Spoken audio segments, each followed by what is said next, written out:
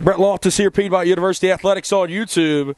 We apologize for our technical difficulties. I understand that you were not able to hear me there in the top half of the first. Braden Sims struck out 2 out of the 4 guys he faced, as we had a 2-out single there from the 3-hole hitter, Jason Jucker. And then Braden Sims able to strike out Logan Clark in the top half of the first. And now we're here in the bottom half of the inning, as it'll be Noah Aaron leading us off. So it'll be Aaron Gonzalez, Ballstat, Kane, Carlson, Olson, Randolph, Lyon, and Brooks. As the first pitch on the way to Noah. This one's hit deep left field. It's going. Get out of here! First pitch, leadoff homer, the first of his career for Noah Aaron. How about that? Noah Aaron gives the Lions a 1-0 lead on the first homer of his career. Round them all, 2-3.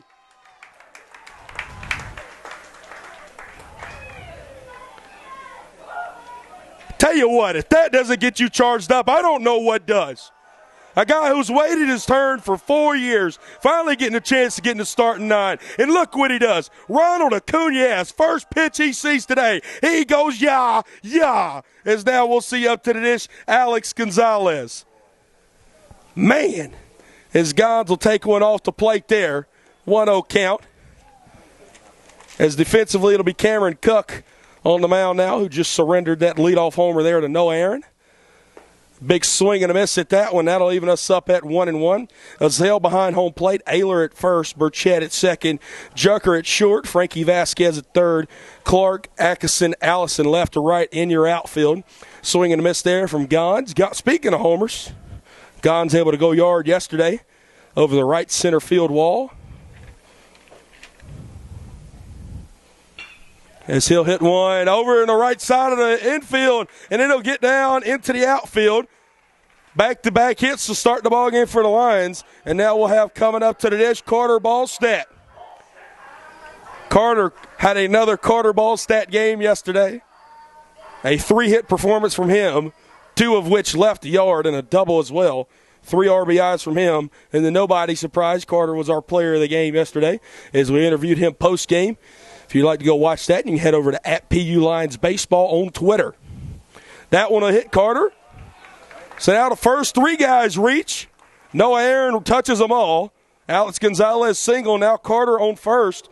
Carter Ballstat will extend his 20-game on-base streak to now 21 games on base. Carter's reached base in every single Lions game this year. And this will bring up the cleanup man of Hunter Kane. Hunter yesterday 1 for 4 with an RBI. As Hunter's been about as good as you can get there in that cleanup spot, as he'll have a chance to bust it wide open here for the Lions in the bottom half of the first. Big breaking ball there. Won't sit in the top of the zone. He's got a 1-0 count now.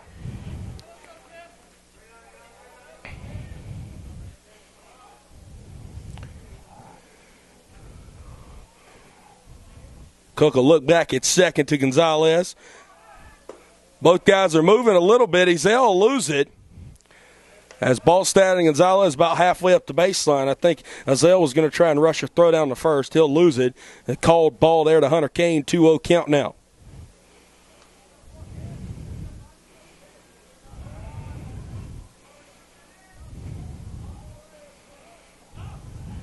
Cameron Cook will come set. Lions getting some good leads on the base paths. Good breaking ball there from him to sit in the zone. 2-1 count now. Coming into today, Cameron Cook, 8 appearances on the year, only 3 starts. 26 2/3 innings, 16 strikeouts to 10 walks. And an ERA of 3.38. 2-1, almost hits Hunter in the kneecap, and it's called a strike. Hunter can just shake his head at that one, as that'll even us up at 2-2 now. So 2-2 count here, no outs. Runners on first and second. This one's on the way here. Hunter, big swing and a miss at that one, and that'll be strike number 3 and out number 1. So now with 1 out, still 2 on. This will bring up the freshman phenom of Kyle Carlson. Kyle had another solid day yesterday. Went 0 for 2 at the plate, but was able to reach via a walk, and he was also hit by a pitch. So even when Kyle seemingly, when you look at that box score and see it's 0 in the hit column, Kyle is still contributing in every way he can. As this one will be in the dirt. Gonzalez and Ballstat will retreat back to the bags.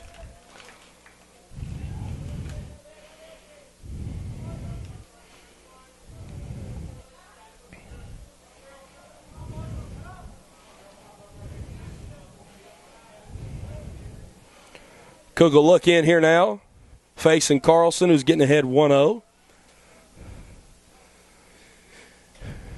Gonzalez and Ballstat thought they might be moving as they're getting way off the bags here. Cook not even trying to keep them on.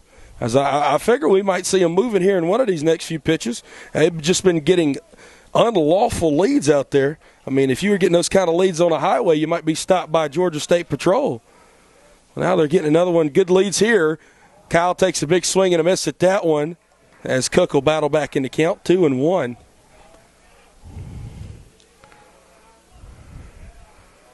As again, just hadn't seen him in motion yet.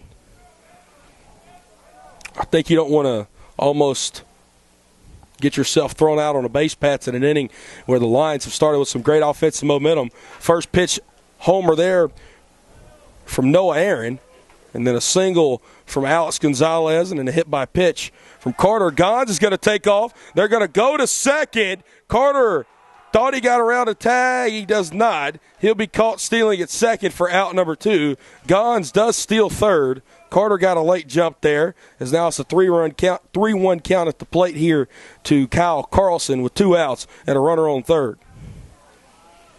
So it's only the second time Carter has got caught stealing this year, now 18 for 20. As now the second base umpire and the home plate umpire will talk in front of the pitching mound here. Not sure what the discussion is about. As the home plate umpire put the mask back on, give us the 3-1 sign, and we're ready to play. 3 balls, 1 strike, 2 outs here. Bottom of the first inning. As Cook will come set, trying to get out of this now. 3-1 on the way. Kyle takes that one off the dish, and that'll be a 5-pitch walk. So now with 2 runners back on here, 2 away, it's going to bring up to the dish the left-handed hitting first baseman Grant Olson. Lions have a chance to put multiple runs on the board here. Again, if you're just tuning in with us, Noah Aaron leaves the yard for his first career homer in the first pitch he sees here in the bottom of the first inning. And then Alex Gonzalez is able to reach via hit. Carter reaches via hit by a pitch. He was thrown out trying to steal second. Gonzalez steals third. And then a walk for Kyle Carlson as he reaches over there at first. See Grant Olson here will take a first pitch ball. 1-0 count to him. Grant might be using this win to his advantage, hitting from the left side today. As he'll take a good breaking ball there on the outer half. 1-1 count now. Grant's got some pop here. We'll see him hit his first career homer today. If he could get into one and pull it a bit, the wind would take it to rest. As a 1-1 on the way there, same breaking ball, and that's about unhittable there. Great pitch from Cameron Cook on back-to-back. So he'll get ahead 1-2 now. So Cook just 1 pitch away from working what seemed to be a big inning on the way here from the lines. As he'll come set 1-2 on the way. That one's going to be in the dirt. Kyle's going to take off and go to second. And that looks like that'll be a wild pitch there. Deuce is wild for the second time today. 2 balls, 2 strikes, 2 outs here.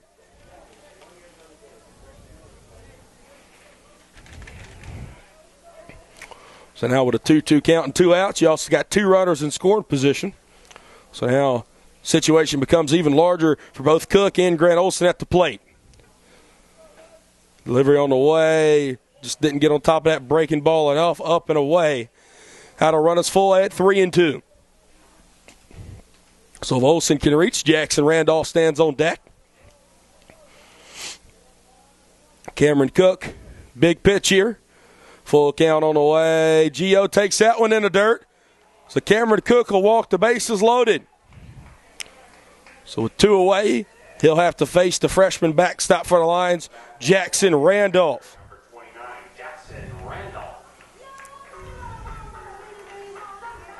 Randolph this year getting the 7th start of the year, as Jackson is getting on base at a rate of .320. It's only .420 on the year, 3 hits and 20 EBs, that is, as he's still trying to get started offensively in his freshman season, but he's contributed some great defense behind the plate here, just the same as Tyler Nelson, as he'll take a first pitch strike, 0-1. 0-1 on the way. Another big breaking ball there, as that'll break away from the plate, even us up at 1-1. Honestly, for the Lions right now, Cook really hasn't been able to find his command. I mean, just keep walking them. You'll walk one in right here, nowhere to put Randolph. There's a big 1-1. Looked like that might have got him on the sleeve, as Jackson won't give us a reaction, so either way it's a ball. 2 balls and 1 strike now. Lions have been able to work ahead here, and it's led to what potentially can be a very major first inning here. 2-1 delivery on the way from Cook. Fastball that Ezell tried to frame. That's about 6 inches off the plate, though. We're not painting today. So now it'll be 3 balls and 1 strike. Again, a big pitch to Grant Olson, full count. This is a big one right here. You don't want to walk in a run for Brevard. 3-1 on the way. Randolph sends one way up in the air. That ball's still going. Center fielder Atkinson trying to find it. He'll shade it and catch it there for out number 3.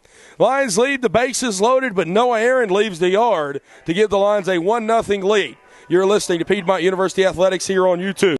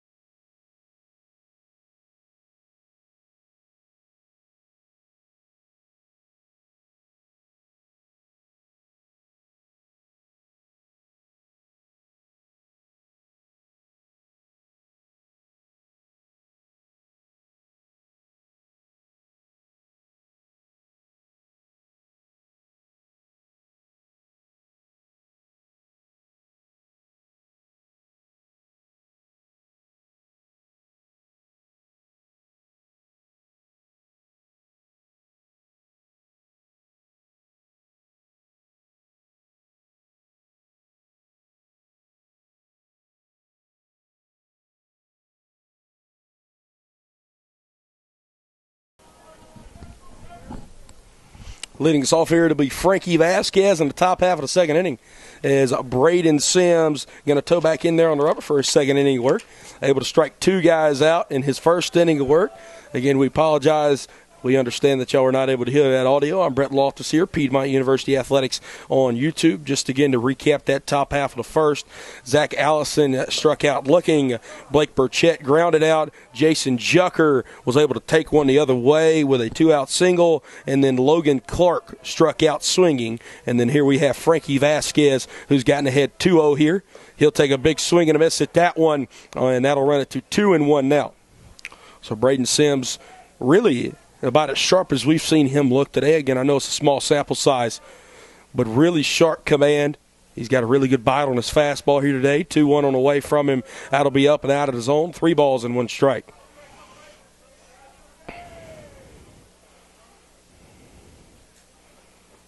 And I really think Braden has just some incredible potential here. He honestly reminds me of, after this pitch, we'll foul it off into the netting, run it full now at 3-2.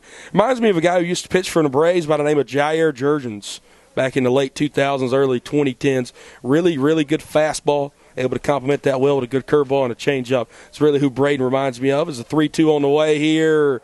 Looked like a good pitch to me. Home plate umpire disagree there as it's just about 2 inches off the plate. Frankie Vasquez able to work a walk there. This will bring up the left-handed hitting first baseman Kale Ayler. And this man's been as dependable as they get for Brevard all series, as he had another multi-hit game yesterday going 2 for 5. And again, as I said yesterday, same trend here today. The only 2 left-handed hitters in the ball game are both first basemen and are both hitting in the 6 hole here for their respective teams, with Grant Olson and Kale Ayler. As Ayler will take a first pitch strike here, no balls and 1 strike. And again, Lions lead 1-0 from a Noah Aaron leadoff bomb there in the bottom of the first inning. If you missed that call and you want to go watch it, that'll be at PU Lions Baseball on Twitter. 0-1 on the way. Kale Ayler swinging a miss at that one. B. Sims getting ahead here 0-2. As Braden has now worked ahead 3 out of the 6 guys he's faced 0-2. Just being able to throw strikes has really helped him today. Working out of the stretch here. Vasquez not getting a really big lead over there at first.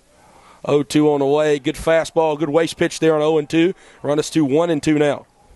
And something I've noticed about Ayler all weekend, I'm not sure what it's about, but I think it's pretty cool either way. Brevard, obviously, black, white, and blue are their colors. He's wearing yellow, like goldish batting gloves. So I felt that pretty neat all weekend from Ayler. 1-2 on the way from him. He'll just chop this one out in front of the plate. It'll go left of the foul line and foul down the third base side. So we'll do the 1-2 yet again.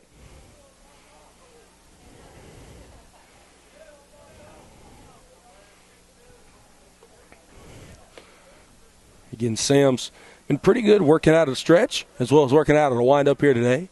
Only threw 5 batters thus far, but still very impressed with how crisp Braden has looked thus far.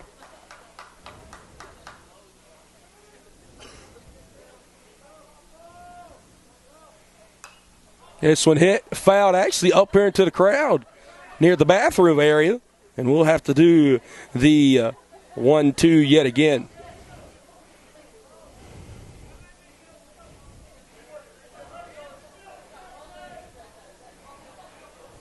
So B Sims back into the stretch. Vasquez not a big lead at all. This one chopped right out in front of the plate. Actually chopped on the plate here, and it'll be called foul. So we'll do the 1-2 yet again. Again, something I've really found interesting about Brevard and what makes a great ball club is a team where 2-strike hitting might not – it is good, but they just keep able to battle pitches and make the opposing pitcher throw more pitches than maybe he has to. As the 1-2 is on the way, that's up near Ayler's chin. So that'll run us even at 2-2 now. And just Brevard able to work deep in at bats this weekend is really what's been the most impressive thing for them. Even if they don't come out with hits, just making the opposing pitcher throw more pitches. As a 2-2 on the way here. This one stung out to right field. That's going to go, and that's going to leave the yard. Left-handed batters, I'm telling you, hitting in that wind out there in right field, it's going to benefit them all day. And just like that, Brevard's able to take the lead 2-1 as Kale Ayler is able to leave the yard here.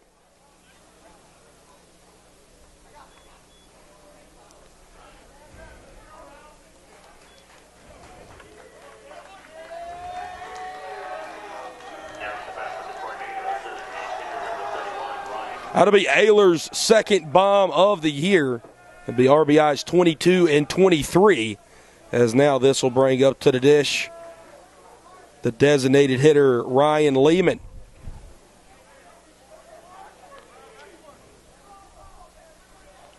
First pitch on the way to Lehman. It'll be low and inside. 1-0 count now. So both teams now have a bomb on today, as Noah Aaron had a leadoff bomb there for the Lions. And then we were able to see Kale Ayler get into one and take it over the right field fence. 1-0 there turns to 2-0. 2 balls and no strikes, as both teams now have 2 hits apiece. Saw Lehman as a pitch hitter last night. So he went 0 for 1 with a strikeout, getting a start at the DH spot here today. 2-0 turns to 2-1. Good break-in pitch there on the outer half. 2 balls and 1 strike. Great AB there from Kale Ayler, though, just able to work again deeper into that count and then got a pitch that he can handle, as we'll see Lehman send this one out of play here. 2 balls and 2 strikes.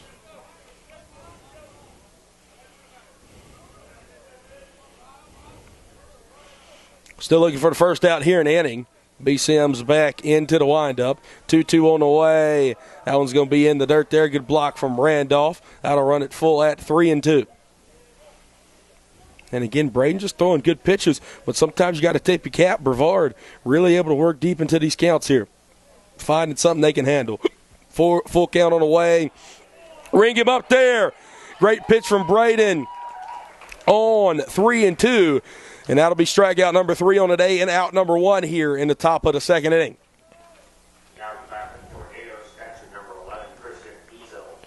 Here's the catcher, Christian Azale, as Azale has 3 bombs on the year himself. So he got his first start of the series yesterday, batting .250 on the year. As that will be called a ball there. 1-0 count now. As Azale batting in the 8th spot yesterday as well, 1 for 3. Azale big swing and a miss there, even us up at 1-1.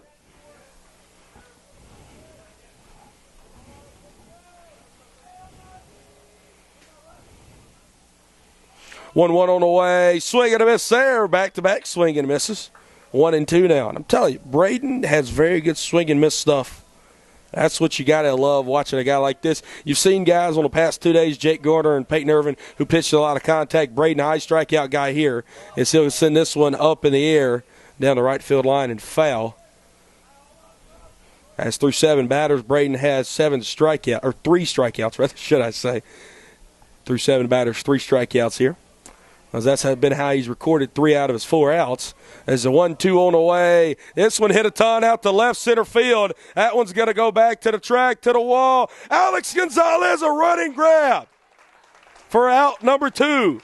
We've seen Gons make some great plays over the past 2 days, and there's just another one there as the wind kind of had that ball carry, and Gons had to open up the hips a little bit, but he'll get there right in front of the 370 sign for out number 2. This will bring up the 9-hole hitter, the center fielder of Jack Atkinson.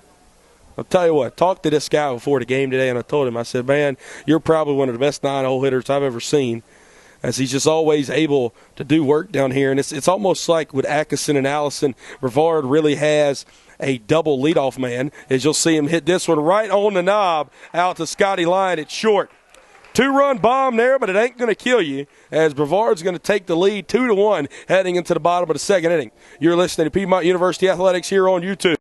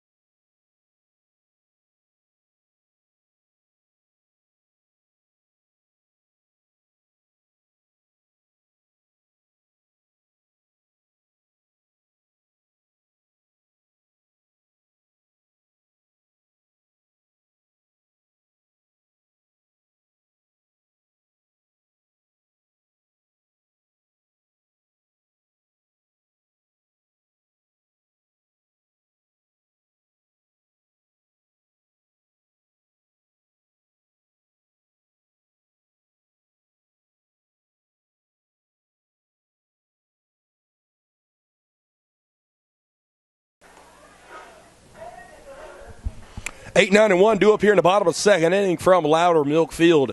I'm Brett Loftus here on Piedmont Athletics on YouTube. Scotty Lyon's going to lead us all. After him, it'll be Braden Brooks and then Noah Aaron to turn over the top of the lineup. Cameron Cook beginning his second inning of work here for Brevard. First pitch is going to be in the dirt to Scott.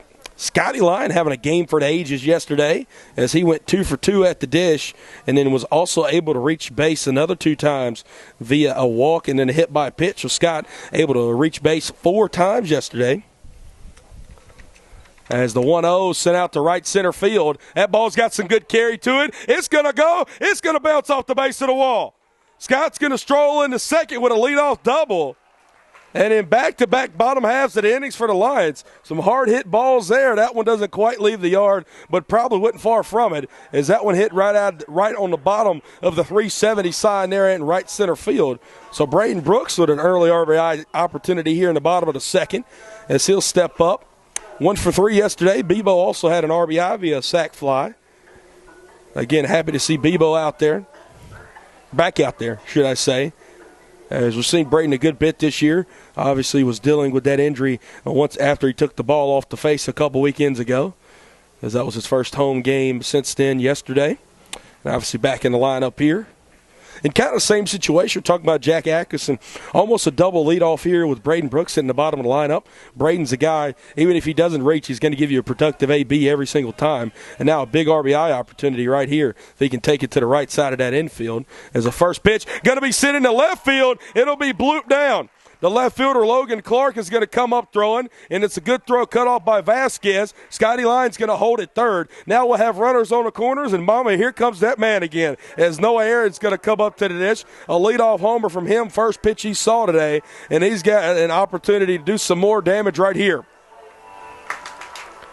Noah has a Friends theme song as his walk-up song, and everybody was his friend after he hit that leadoff bomb. Got a chance to now tie it up here.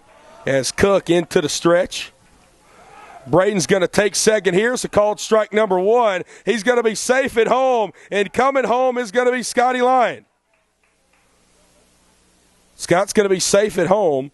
Azale was standing in front of home plate, and Scott kind of had to stop himself there. It will be a 2-2 ball game. Burchett, he's going to have to get up and walk around for a moment. He falls back down to the ground, so we're going to take a break while they check on him. You're listening to Piedmont University Athletics here on YouTube.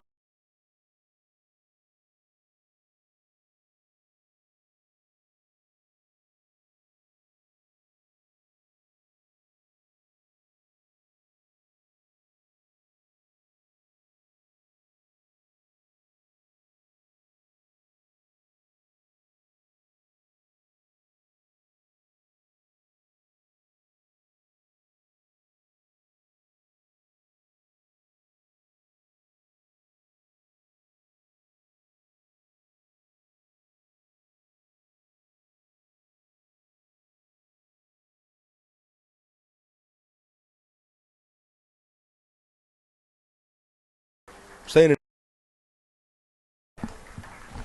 Brett Loftus, Peabody University Athletics on YouTube.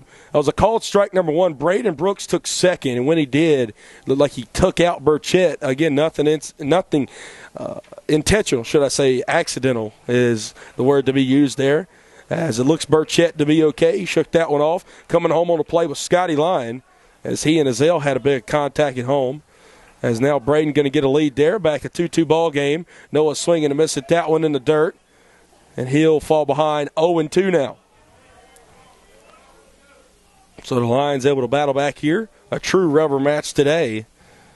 As the Lions have scored a run in each the bottom half of the first and second. And then Brevard able to score 2 in the top of the second from a 2-run bomb. So we're seeing a lot of offense here early and often.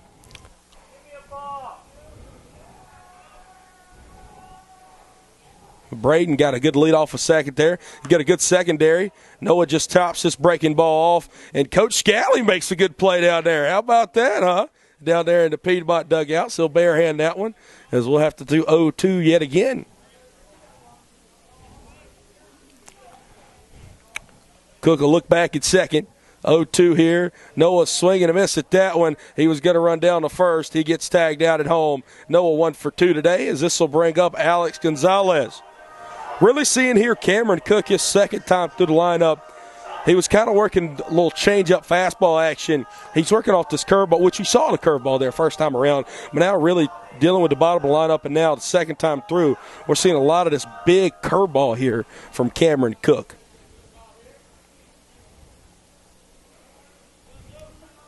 So we'll see what he does here with Alex Gonzalez, who had a single his first time around. Bebo got a really big secondary lead there. So it'll be a ball to Alex Gonzalez, 1-0. I'm telling you, these Lions runners, especially guys with plus speed like Braden Brooks, really getting some just humongous leads here. As Bebo has another large one here. He'll take one. He's about halfway down the baseline. So that'll be another ball to Alex Gonzalez. I think Braden could just might as well walk on down to second with those leads that he's getting right now. That's Cook checking back now. Braden, another good secondary. Called strike there in the zone. 2 balls and 1 strike count now. Here with a 1 away in the inning. Lions able to come home in a play where it's designed. If you got guys on the corners, a guy from first steals second or attempts to at least. And then the guy from third just walks on home, basically. Braden, another good lead here. Look like a check swing at 1 in the dirt. It'll be a called strike number 2 there. Or called swing, rather, should I say. As that'll now make it 2 balls and 2 strikes here with 1 away. Defense playing straight up here. Wind is coming in spurts yet again. It's picking back up now. As the 2-2 on the way, Gons swings under that breaking ball. As they'll say he foul tipped it for out number 2. Into the catcher's mitt. Now for the Lions, it'll be Carter Ballstead. Carter extended his own base streak now to 21 ball games. That's every game the Lions have played this year, in case you were wondering. He was caught stealing at second his first time around. So now he'll have an RBI opportunity to put the Lions back in front with Bebo on second. And Carter at the dish. Cameron Cook trying to pitch out of some danger yet again in back-to-back innings to start his day. First one to Carter. That one's in the dirt. Bebo is going to run down to third. Good throw there. It was about a half second late. Good tag there from Frankie Vasquez as well, as Bebo would get in safely. So now with Braden on third and the hitters count for Carter 1-0 here.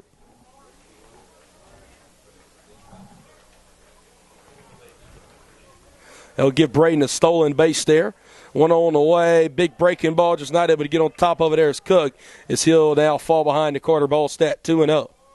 And you got to think with a guy like Carter, who did hit 2 homers yesterday and a double, you don't want to give him anything good here with a guy on third. So it'll be interesting to see how the Tornadoes pitch him up 2-0 in the count. Carter will take one. Hey, they're going to come after him. Good pitch there on the outer half. 2-1 now. As again, Cameron Cook, he hasn't had his best command today, but what I will say for the young man, he's been able to battle when his back is against the wall. This one will be hit off the end of the bat into left field. It'll fall down. Braden will score easily from third.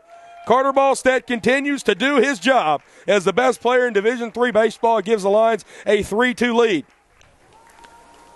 As my dad once told me, that wasn't hit hard and it wasn't pretty, but it got the job done with a 2-out RBI single there from Carter Ballstead. It'll show up as a hard hit line drive up the middle in the box score. And now a 3-2 ball game as the Lions lead.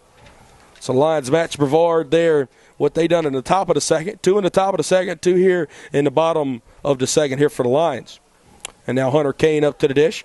Carter getting a good lead over there at first. Tried to frame that breaking ball there. Was Ezel not able to do so. 1-0 count to Hunter Kane. And again, that breaking ball that Cook's throwing out there, Carter, that was about the best AB you could do with it. Just able to bloop that one out to left field. As Hunter will take about the same pitch there. It's a little in and catch the outer half, 1-1. Able to just get just enough of it to put it over the head of the third baseman, but put it where Logan Clark is playing very shallow. Obviously, Carter a home run and threat out there. As that one will be off the plate there. A fastball, 2-1 count now. Something Piedmont's done very, very good today, I think, is they've been able to get ahead in the counts. And that is what's led to 3 runs now in 2 innings. So Hunter yet again ahead, 2-1. Carter's taking off this time. Ball's low. They won't even throw it down there. Carter gets stolen base number 19 on the year, as he's now 19 for 21.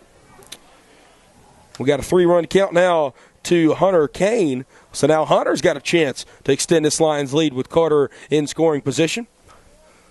3-1 on the way. That'll hit Hunter right above the backside in the bottom half of the back. So Hunter will run on down to first, and this will bring up the freshman phenom of Kyle Carlson.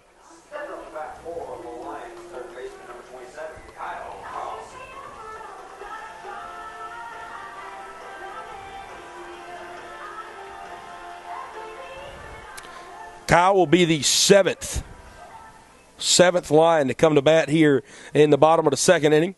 With 2 away, Carter Ballstat stands on second, Hunter Kane on first. Cameron Cook's first pitch here will be off the plate.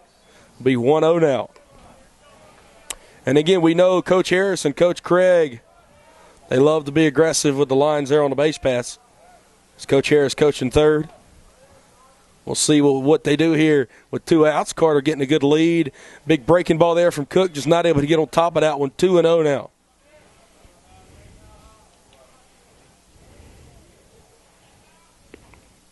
As it looks like it has to be Ethan Darrow in the first base coaching box here today. We saw him coach a little first base yesterday as well. 2-0 on the way. Big breaking ball will not catch the top of the zone. Kyle able to work a walk his first time around. And it seems like much of the same here as he works ahead. 3 balls to no strikes. Cook will check back at second. See if Carter has the green light here. 3-0 on the way. And Mr. Carlson will not. Carter didn't have the green light at second to steal either. So now 3-1 count now. Comes the delivery. That one's going to be low. Back-to-back walks here. Or should I say back-to-back freebies. Hit by the pitch with Hunter Kane. Back-to-back walks to start the ball game now for Kyle Carlson as the bases are loaded. And this will bring up to the dish Grant Olson. Looks like we're going to have a mound visit here between Cameron Cook and the pitching coach for Brevard. And just like we said with Kale Ayler, able to hit that 2-run bomb in the top half of the inning, he was able to use the wind to his advantage. And a guy like Grant Olson, who we know has power, trust me, we've seen it in batting practice now for 3 years. If Grant could get into one and pull it here, he could definitely take one out of the yard, especially if that wind picks back up and with the bases loaded, that could bust it wide open. But even if Grant could just get into one and put it back up the middle, hey, that would do the job as well. As Carter stands on third, Hunter Kane on second, and now Kyle Carlson on first. 3-2 ball game, 3 runs on 5 hits, no errors for the Lions. 2 runs on 2 hits, no errors for Brevard here in the bottom of the second inning. Lions have been able to score via a leadoff home run there in the bottom of the first from Noah Aaron. As Carter was also able to drive in a run as well. We'll also see Scotty Line able to get a double, which he was able to come around and score. This will be called strike number 1 there. 0-1 count now.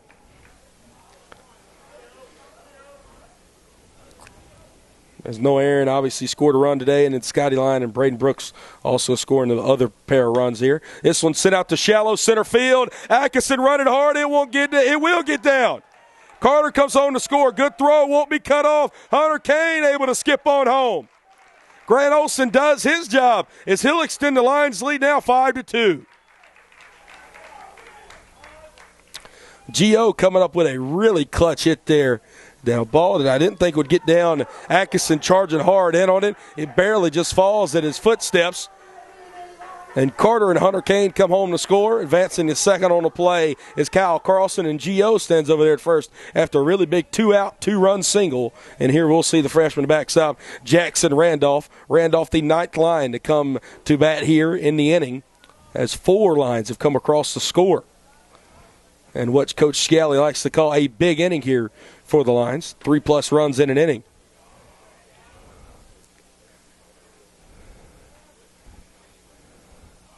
1-0 on the way. Randolph sends one out to left field. Looks like that one might hit a wall, and it does right in front of the warning track. Jansen Randolph gave that one a ride, about 350-something feet, but it won't get out. Lions bring 4 runs across here in the bottom half of the second. They have a 5-2 lead going to the top of the third inning. You're listening to Piedmont University Athletics here on YouTube.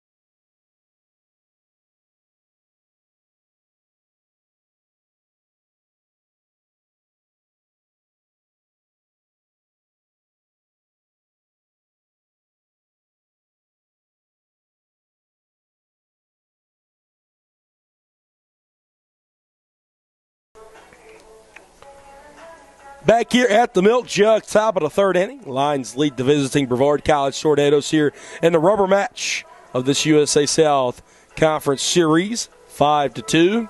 Again, the Lions trying to take 2 out of 3 and move to 2-1 in conference play. As Brevard is 4-2 on the year. They were able to take 2 out of 3 last weekend at Maryville, and then obviously 1-1 so far this weekend against Piedmont, rather should I say. The last conference series we'll ever see between these two ball clubs as the Lions move on to the Collegiate Conference of the South next season.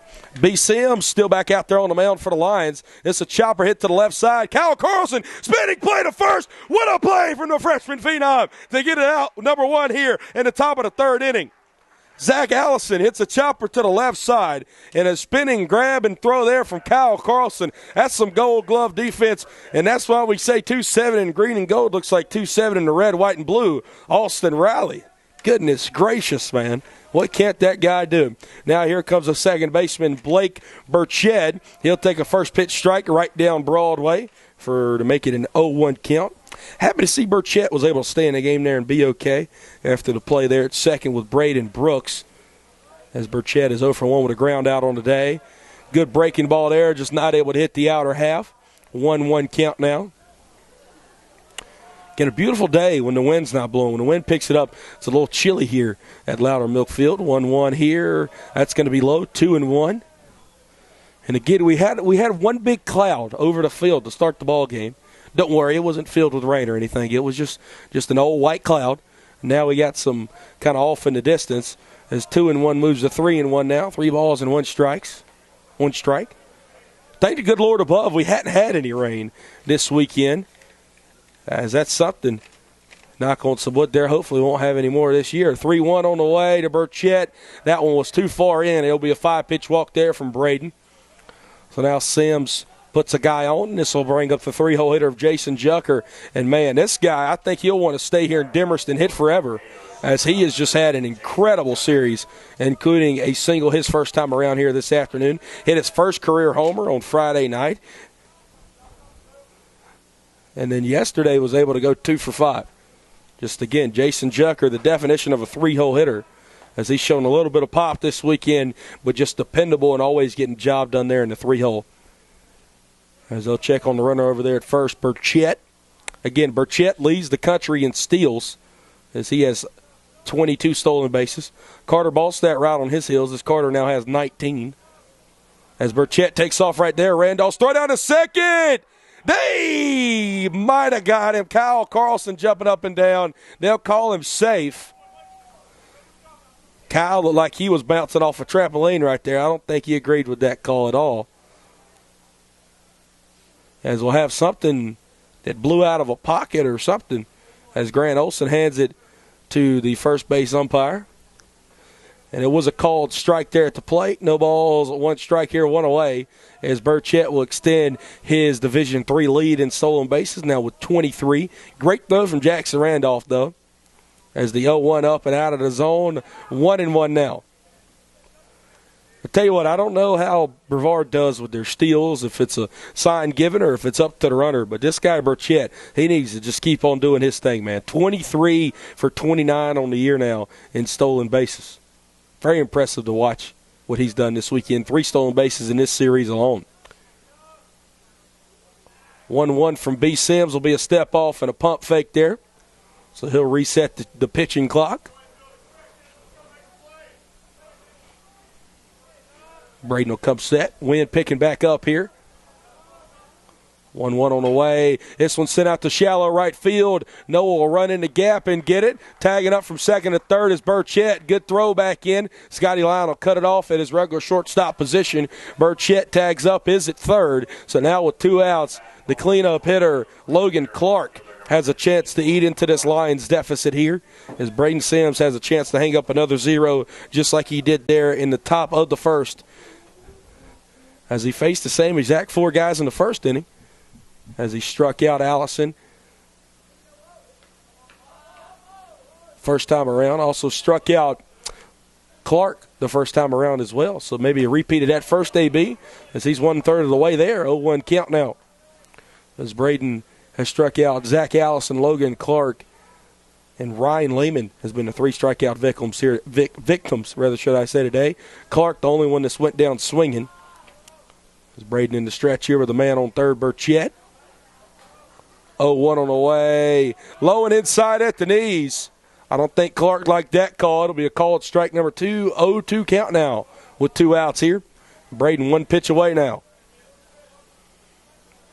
He'll throw back in there on the rubber. Getting ready to deliver it into his fellow freshman mate, Jackson Randolph, behind home plate. Braden will come set here. 0-2 on the way. Good fastball there. Randolph tried to frame it. There's a waste pitch on 0-2. That'll move us to 1-2 now. Brevard only has 2 hits on the day, as both of their runs have been produced from just 1 hit. The 2-run bomb there from Kale Ayler. They're in the top of the second. 1-2 on the way. Good fastball there, just too far up, as that'll make the deuce even, or deuce is wild, rather, should I say. The count is even, as deuce is wild for the 3rd time today. 2 balls, 2 strikes, 2 outs here, as B. Sims toes back in there on that rubber.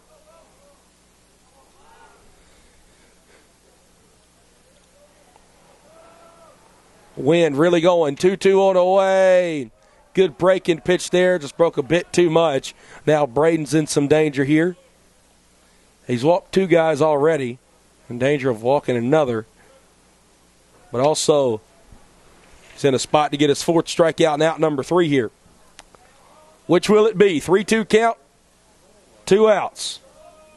Sims versus Clark. And that one will bounce off a home plate. That will be the 3rd walk of the day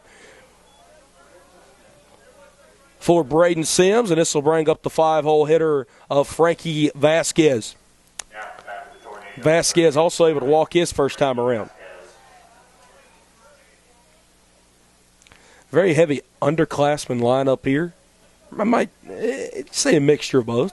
Vasquez, though, a member of the freshman class here. He and Kale Ayler hitting in the middle of this lineup.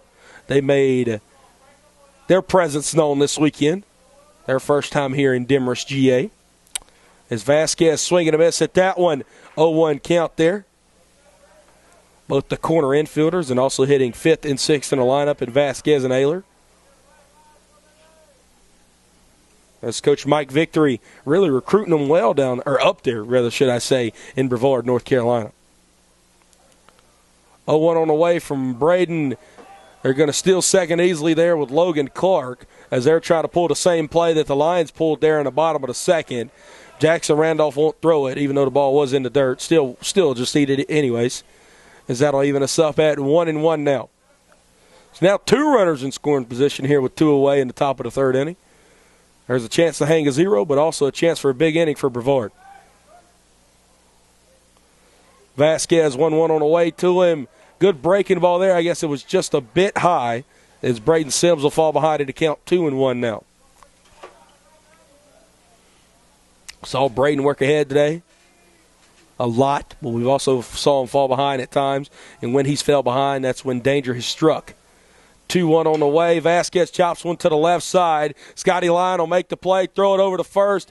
Good scoop there by Grant Olson. And Grant Olson may have just saved 2 runs with that play. He also saved a throw in there as well and able to help hang a 0 on the board here in the top of the 3rd inning. Lions lead 5-2. You're listening to Piedmont University Athletics here on YouTube.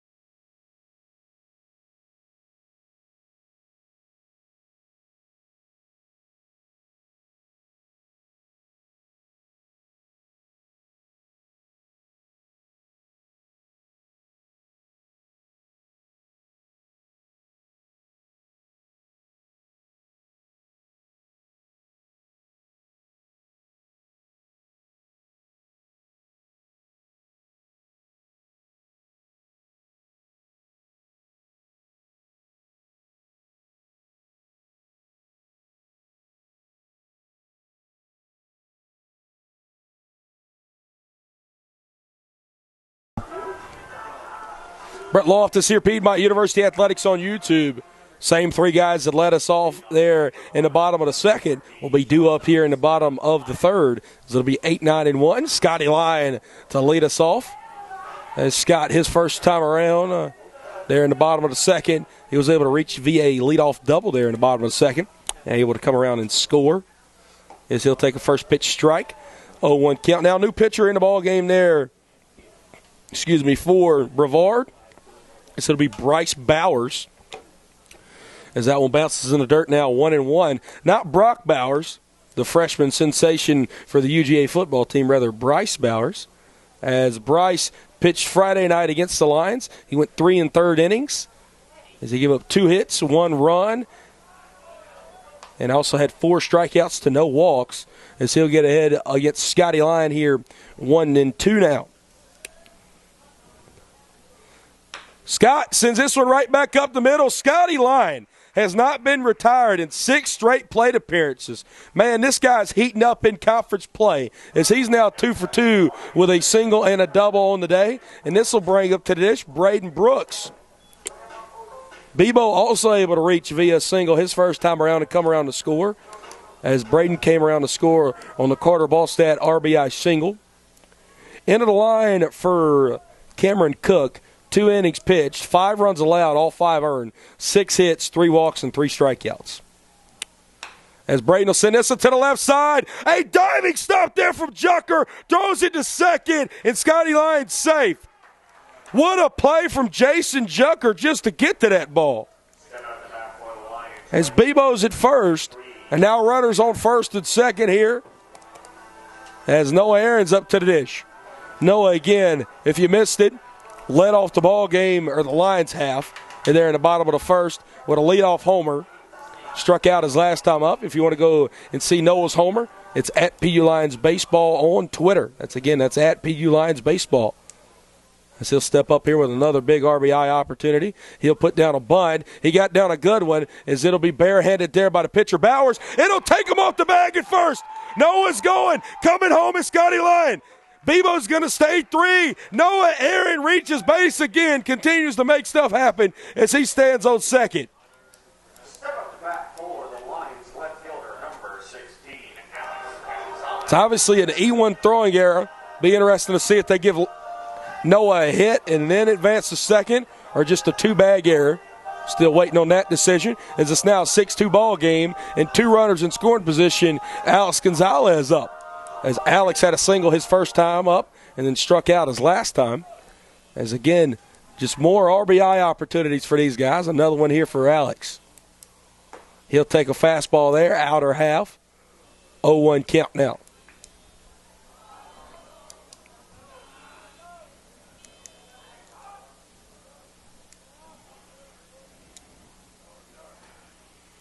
Big swing and a miss at that one.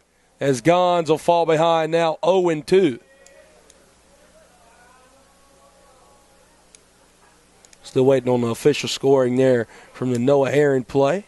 And it will be ruled an error as Gons will hold his spot in the box. He'll work it to 1-2 now. As it was a sack bunt anyway, so Noah won't get charged for an AB. It was rather a plate appearance, but the on-base percentage also go up. So that's one of those odd plays there. As Noah stands on second and Braden on third. Noah also get the RBI from Scotty Lyon scoring. Then they'll say Braden Brooks was able to advance to third on the throwing error, as well as Noah Aaron at second. Frankie Vasquez playing on the edge of the infield grass down there at third. Gons swing and a miss at that one, and it'll be in the dirt, and he'll be tagged for out number 1. Now up, it'll be Carter Ballstat. Carter's reached base twice today as he was hit by a pitch his first time around and then had an RBI singles last time up. He's got a chance to add and get some more RBIs. This Carter now with 28 RBIs on the year. He's got a chance to get to 30 right here. As Bauer's going to try and quick pitch him, and that'll be up and out of his own 1-0 count now.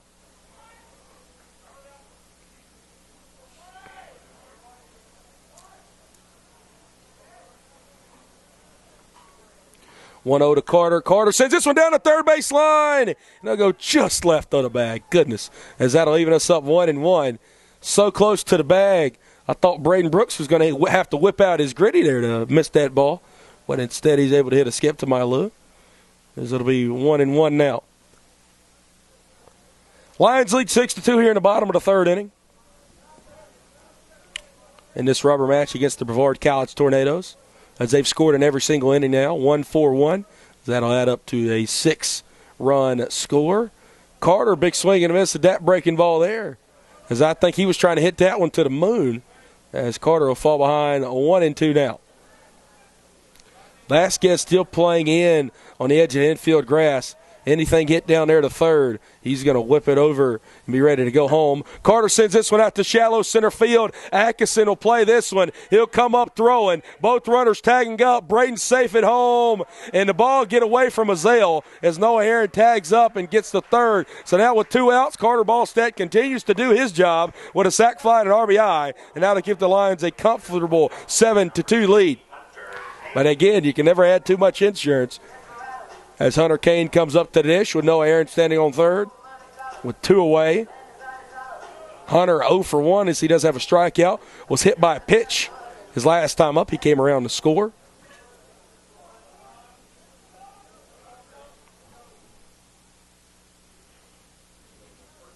Bowers, first one on the way. This one's hit down to third base.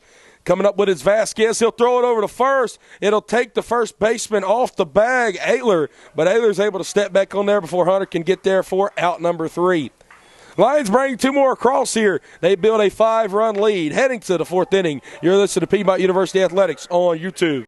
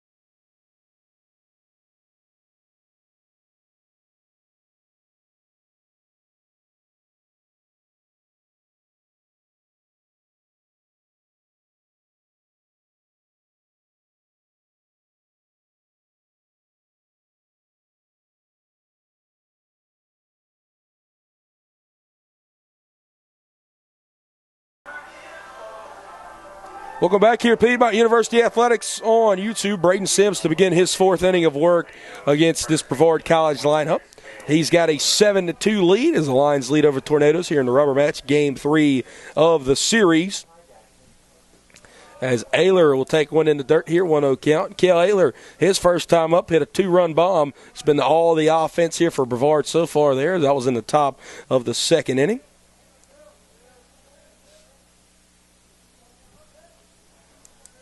One 1-0 on the way there from Braden. This one hit down the first base line. It'll go right of the bag and foul. Grant Olson will still field it there. Throw it back to his pitcher. As one first baseman hits it to the other. And we'll do the 1-1 yet again.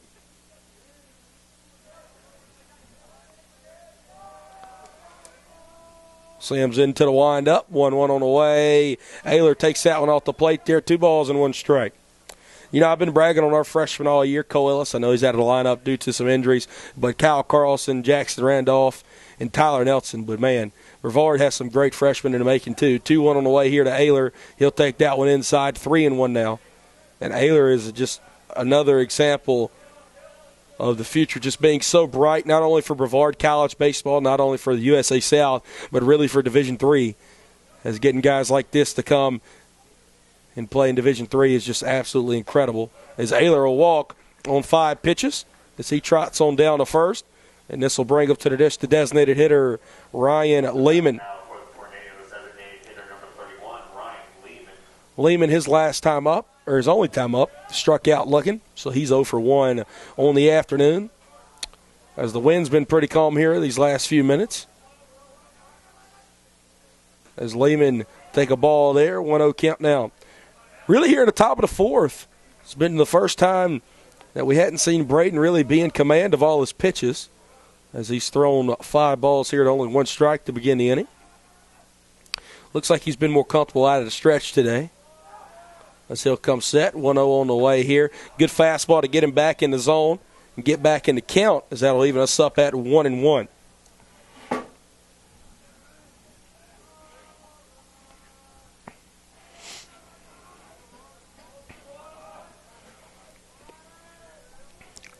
One on the way there from Braden. That's in the dirt. That'll run it to 2 balls and 1 strike now.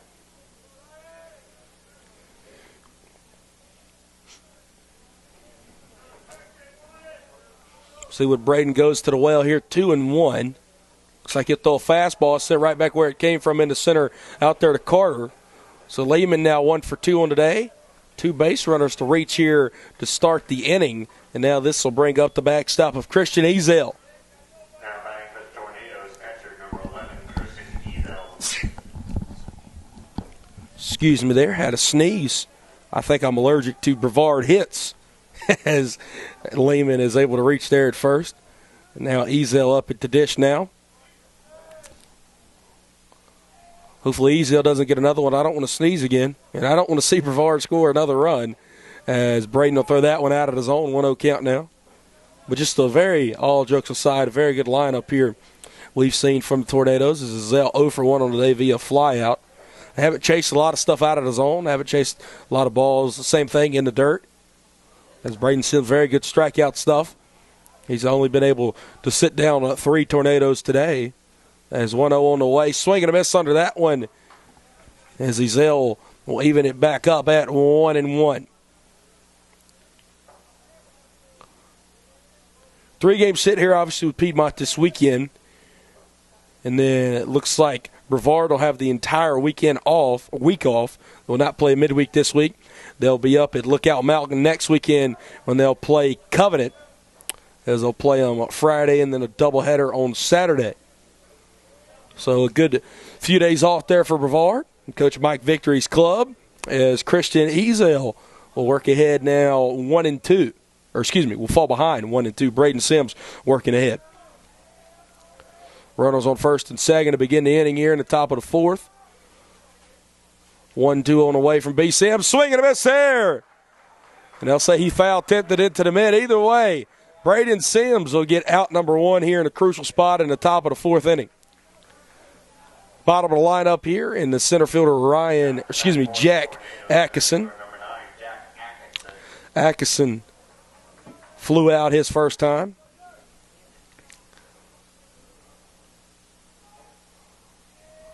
As again, going with no batting gloves there.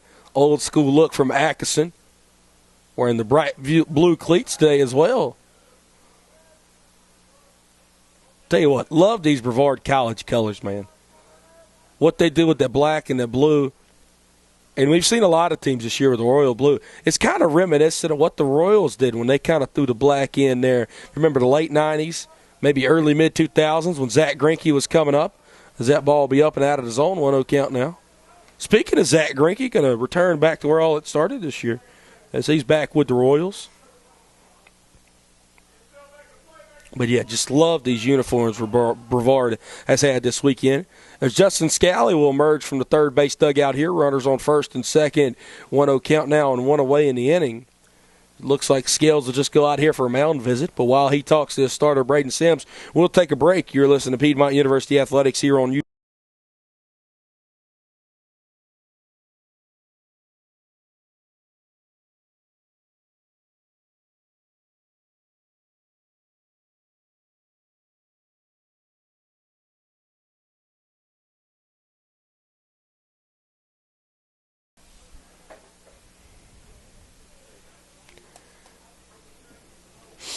Done with the mound visit there. Justin Scally a trot on back to the dugout. As Max Benning said yesterday, as a starter, he said you're always waiting for some encouraging words there from Coach Scally.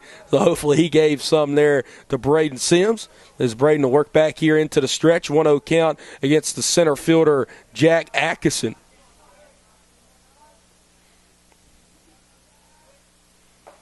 Good fastball there, low and away. It gets Braden right back in the count. Even us up at 1 ball and 1 strike now with 1 away in the inning. Braden's been really good today, only giving up 3 hits. However, the thing that's kind of plagued Sims has been 4 walks.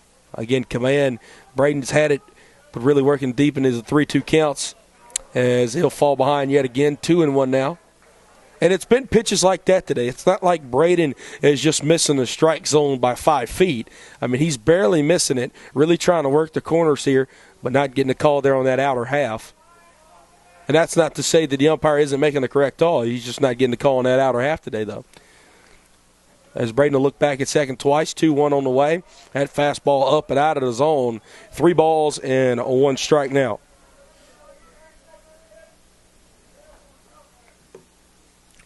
So now we'll see if Braden can bite down here. Again, you do have a 5-run lead, but just because you have a 5-run lead doesn't mean you just want to surrender runs. With 1 out here, a double play. It's obviously the pitcher's best friend. So 3-1 on the way here. Looked like that was at the knees, maybe a little bit low, and it's called a ball. So another walk there from Braden as that'll load the bases and bring up the leadoff man, Zach Allison.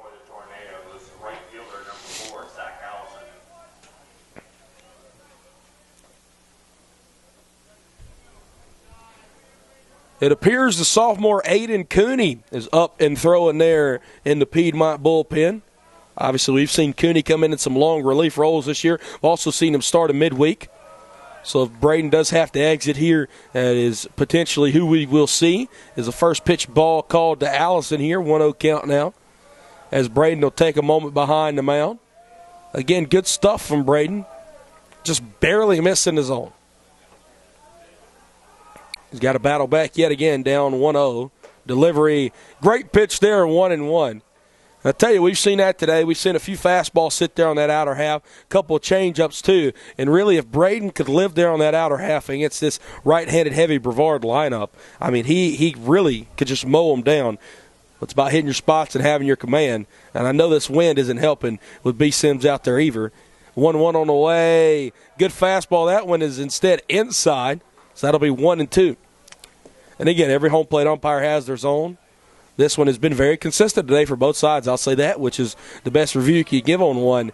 Not calling the outer half at all, but kind of shifting inside. Maybe some stuff inside you usually don't see getting called here today. 1-2 from Braden. That's a check swing there. It looked like that one went off the bottom with a knob of a bat. So that would be hitting to the first base dugout. The home plate umpire lets us know that it is indeed a foul ball. So it'll be a 1-ball, 2-strike count here with the bases juiced. And 1 away here in the top of the 4th inning. Again, Kale Ayler, 2-run bomb. That's been all the offense Brevard has seen today as that came in the top of the 2nd. A 0 hung in the 1st and the 3rd here. Is now in the 4th. Braden Sims trying to do just the same. Got to pick out of some danger, though, with 1 out and the bases loaded. 1-2. Loudermilk Field lets you know where that pitch was at. Should have been a called strike number 3, but instead it'll even us up at 2 balls and 2 strikes. Great change up there on that outer half. They'll say Braden missed. I'm not sure where. 2-2 on the way. This one sit up in the air down the first base line. Gio trying to make a play in foul territory, but it'll go out of play, and we'll do 2-2 yet again. Braden executed that pitch to perfection there, as we'll go back to 2 pitches ago. But again, sometimes you don't get the call. You have to continue to battle.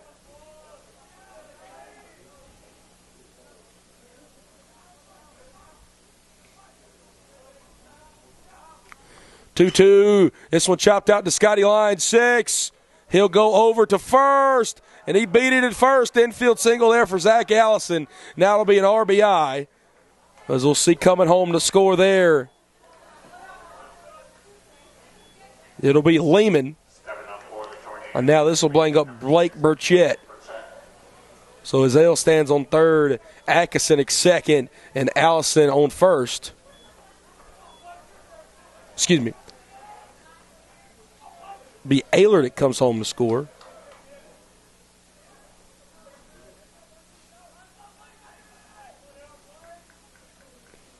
Yes, Ayler comes home to score. Lehman stands on third, Atkinson on second, and Allison over there on first as Blake Burchett up at the dish. As he'll send one way up in the air down the right field line. They're trying to find it, and it's going to go out of play as you had Olsen, Brooks, and Aaron all converging in on that one, as it'll just be a strike number one out of play. Braden Sims obviously got to feel a little frustrated now. You feel like you should have got a called strike three call at out number two there, but instead it's an infield single and now a 7-3 ball game. Got to keep battling, though. 0-1. Same pitch, same result, as that'll be another foul ball out of play. As Brevard will have to get another one down there, another foul ball down that right field line. As Sims ahead 0-2.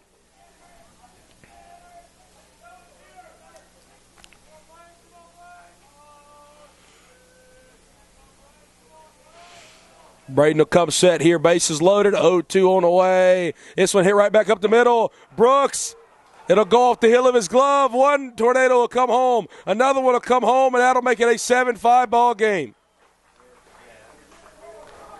Lehman and Atkinson come home. Allison is third. Now Burchett at second. And a 2-run ball game now. Justin Scally will reemerge. That'll be the end of the line there for Braden Sims. 7-5 ball game. That's ruled an E4. You're listening to Piedmont University Athletics here on YouTube.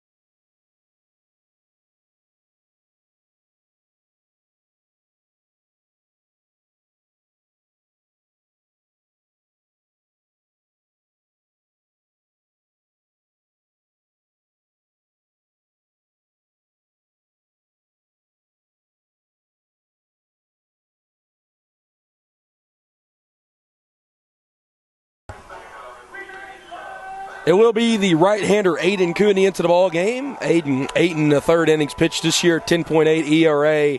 He's given up 13 hits, 6 strikeouts, and has 2 walks. He'll be toted with a big task here. A ground ball can get him out of the inning, as he'll have to face here the 3-hole hitter, the most dangerous hitter, Jason Jucker, as 3 more runs have come across here in the inning for Brevard as they trail by 7-5 to Piedmont. You're listening to Piedmont University Athletics here on YouTube. I am Brett Loftus. As Braden Sims, both of those runners will belong to him out there on the base pads. As Cooney's first pitch will be a called strike number 1 there. 0-1 count. Aiden throwing with a bit more pizzazz there. So Cooney is going to throw a high 80s fastball out of the bullpen, and again has some stamina here where he can work deeper into this ball game and hopefully do a similar situation of what Roone and Nathan Boyce did yesterday, able to come in and eat some innings for the Lions. as Cooney will step off and call time. As he'll want Jackson Randolph to come out there. Seems like they're getting a little mixed up with signals. A very quick conversation, about 2 seconds or so, and Randolph's back behind home plate. Jucker 1 for 2 on the day as he's flown out and singled in 2 at-bats. As the home plate umpire had to write something down in his notebook. So now he'll put that away. And the ball's back in play. Aiden will come set. 0-1 on the way. Runner's going to take off at first. Randolph will not throw it down, so double play opportunity taken out here.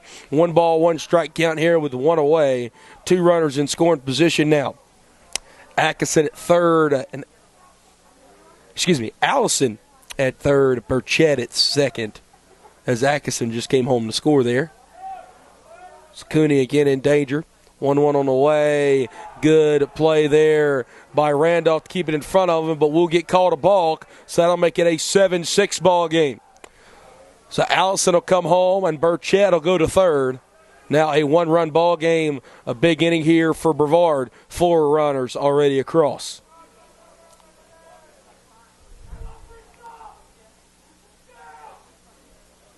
Swing and a miss there. That'll make it a 1-2 count now. Again, you want to give the Bats the lead in the bottom half, but at least, the very least, just keep it a tie ball game here. As they're up by 1, you don't want to surrender that guy at third, but if you do, you can't allow another one to come across. Still in the early stage of this ball game here in the top of the 4th. Cooney gets a big swing and a miss with that one. And that's a big out number 2. Aiden Cooney, his first strikeout of the day, and it'll be out number 2 here. So he'll face the cleanup hitter now, 0 for 1. Is he, Mr. Logan Clark. He's been able to draw a walk and struck out Logan Clark today. It's a big moment here to limit the damage and still have the Lions in the lead with 2 away. As that one will be in the dirt there. Randolph able to find it, 1-0 count now.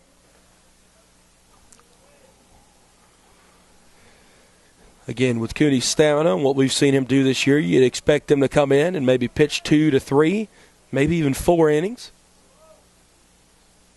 As this one chopped to the left side, Scotty Lyon makes the play. He'll throw it over to first, and they'll get Clark by just a step. Aiden Cooney come in as clutch as they get, not able to surrender another one. Or not able to surrender the lead, rather should I say. 7-6 ball game headed to the bottom of the 4th. You're listening to Piedmont University Athletics here on YouTube.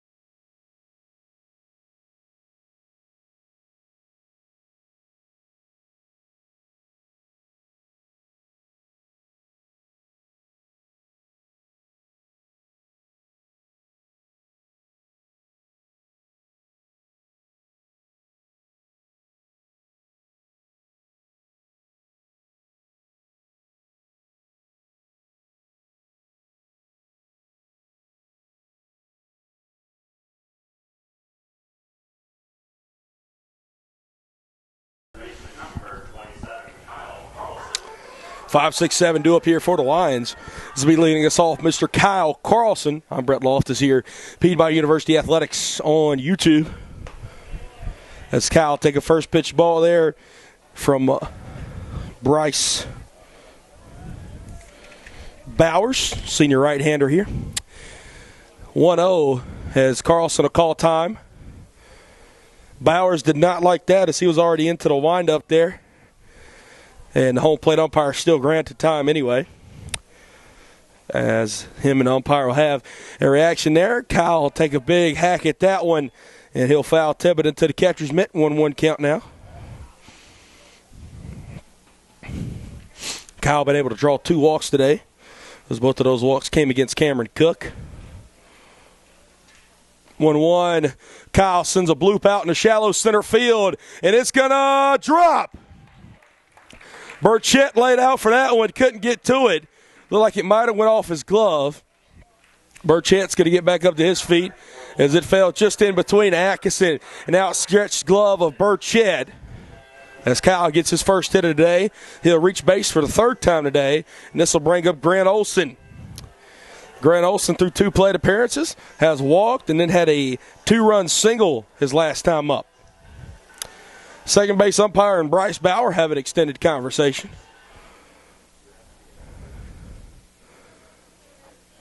I guess they're going to talk about some of the restaurants here local in Habersham County. There's a lot of good ones. As now Bowers will tow back in there on the rubber. Wind picking up yet again here at the Milk Jug. As Andrew Burden described it yesterday, the wind tunnel.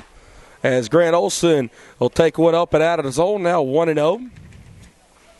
Again, a big offensive game here. If you look at the scoreboard, it is not incorrect. 7-6 ball game as the Lions lead the Tornadoes here in the bottom of the 4th inning. Lions have scored in every single inning as that one is sent up in the air and out of play. 1-1 count now. Lions scored 1 in the bottom of the 1st. No error and solo homer. Big outburst there in the bottom of the 2nd inning when they scored 4 runs as every line came to bat in that inning. And then 2 more there in the bottom of the 3rd. As Gio will take that one right off the elbow there, just an all-speed pitch, and Grant didn't move. So he'll reach base for the 3rd time today as well. So now with 2 runners on and no outs, this will bring up the freshman backstop, Jackson Randolph. Jackson's 0 for 2 with 2 flyouts. He's got into 2 balls pretty good today. Just hadn't been able to give him enough giddy-up to carry on out of here. See what he can do here with 2 guys on and none away here in the bottom of the 4th. Lions going to try and put some more runs on the board here after that big top of the 4th inning from Brevard. It's Frankie Vasquez down there at 3rd, playing it on the grass. First pitch is a ball to Randolph, 1-0 count now. Bowers will check back at 2nd. 1-0 on the way here to Randolph. Big breaking ball there. That's below the knees. 2-0 count now. And if anybody should know the strike zone today, it'll be Jackson Randolph as he's able to work ahead here 2-0.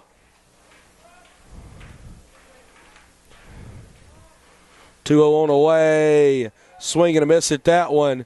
Looked like Randolph tried to stop it before he started it, but it was already committed there.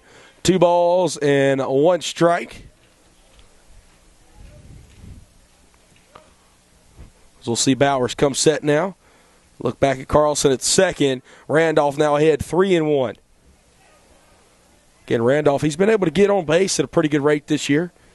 Just still trying to find some green grass in order to put the ball in play, but when he has, he's usually able to find the opposing team's glove as he'll not go around on that one. This ball is going to sail in to shallow right field as it got away from Ayler. They were trying to check back there, Grant Olson. So going to 3rd will be Kyle Carlson. Kyle actually walk on up the 3rd base line a little bit as Ayler walks it back into the infield. As he'll give it to Bowers, as that'll be an E2 throwing error. How Carlson advanced up to 3rd. So now full count here for Jackson Randolph. See what he can do. As Grant Olson again get his lead off of 1st. Carlson at 3rd. Bryce Bowers on the bump. Full count on the way. That was going to be in the dirt. Another good AB there from Jackson Randolph as he'll trot on down to 1st. And the bases are loaded here for Scotty Lyon. Scott, he has been as hot as a summer firecracker here in the great state of Georgia.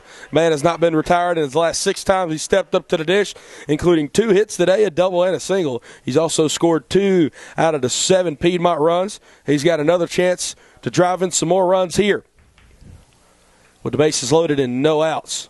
Scott will take that one in the dirt. What a play by Christian Ezel to keep that one in front of him. As Scott moves ahead 1-0.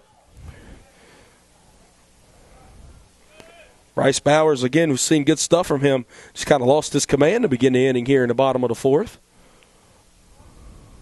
As he 1-0 on the way, that'll be a little up there, and it'll be called a ball. 2-0 count now.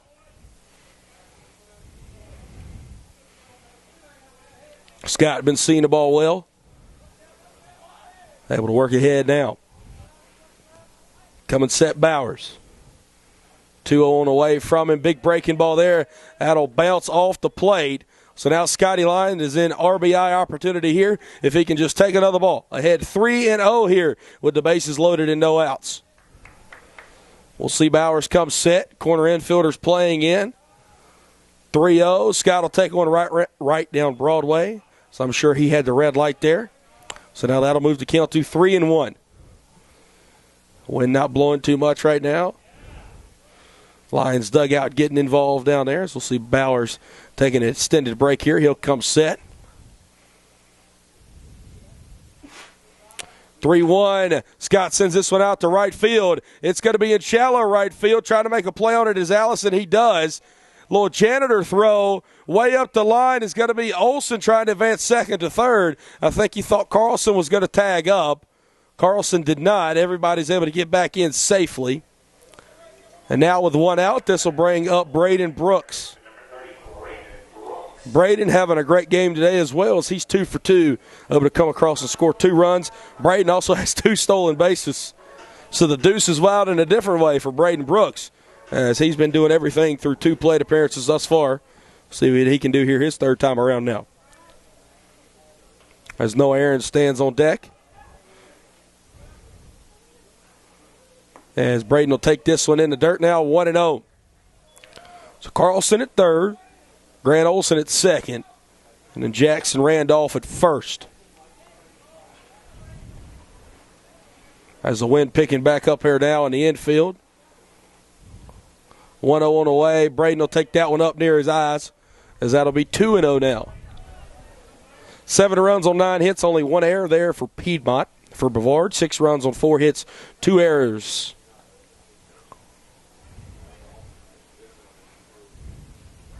Delivery there. Braden will take that one up in the zone yet again. Bowers wants to know where it missed at, as he'll turn around and look up at the skies. Not too many clouds out today. He's joined the blue sky there. He'll settle back in now for the 3-0. As that one will be up and out of the zone. Braden Brooks able to drive and run via a 4-pitch walk, as Braden will try it on down to first. Coming home to score Kyle Carlson to make it an 8-6 ball game. Bases are still loaded here, and here comes up Fran's biggest fan. It'll be Noah Aaron. Noah having another great day. Obviously 1 for 2 with the homer, but also had a sacrifice bunt his last time up, which produced an RBI. He was able to reach all the way to second base via an error. As Noah will take a big breaking ball there. It's a called strike number 1, 0-1. Ball in the outfield here. If it could be deep enough, could be a sac fly and an RBI. 0-1, and Noah takes that one in the dirt. Ezel cannot find it, as he finally does and calls time. Even us up at 1-1. Feel like this is still a big inning here for the Lions, as the home plate umpire will walk out and talk to Bowers. It's probably giving him a warning, an unofficial warning, rather should I say, as I think the home plate umpire might be a little disgruntled with how Bowers has been reacting.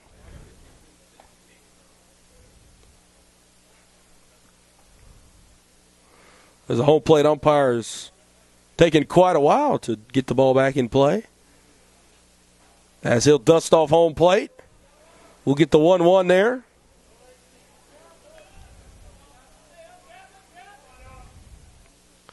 As now Bowers will settle back in there on the rubber. 1-1 on the way. Noah sends that one right back up the middle. Great play by Burchett to make it. And sliding into second will be Braden Brooks, as he was called out at second. as that'll be another run coming home to score there. Grant Olson making a 9-6 ball game. Great play by Burchett. They might have possibly been 2 runs if he wouldn't have got to it. But instead, it'll make it a 9-6 ball game. And this will bring up Alex Gonzalez. So Carlson will stand now at third. Noah Aaron over there at first, as Noah reached via the fielder's choice there. Another RBI for him there, 2 on the day. As Noah's reached 3 out of the 4 times he's come up to the plate. Alex Gonzalez, he'll take a first pitch strike there, 0-1 count. Noah moving that on base percentage up to 448. Gons get on base percentage for him as well, 344, as he's 1 for 3 on the day. So he had a single and 2 strikeouts. Same pitch, same result there. 0-2 now. It seems like after Bowers and the home plate umpire had that discussion, Bowers is getting a few more calls there on that outer half, as he'll toe back in there on the rubber. 0-2 to Gons on the way. Swing and a miss at that one for out number 3. Lions bring 2 more across, extend that lead back out to 3. Heading to the 5th inning, you're listening to Piedmont University Athletics on YouTube.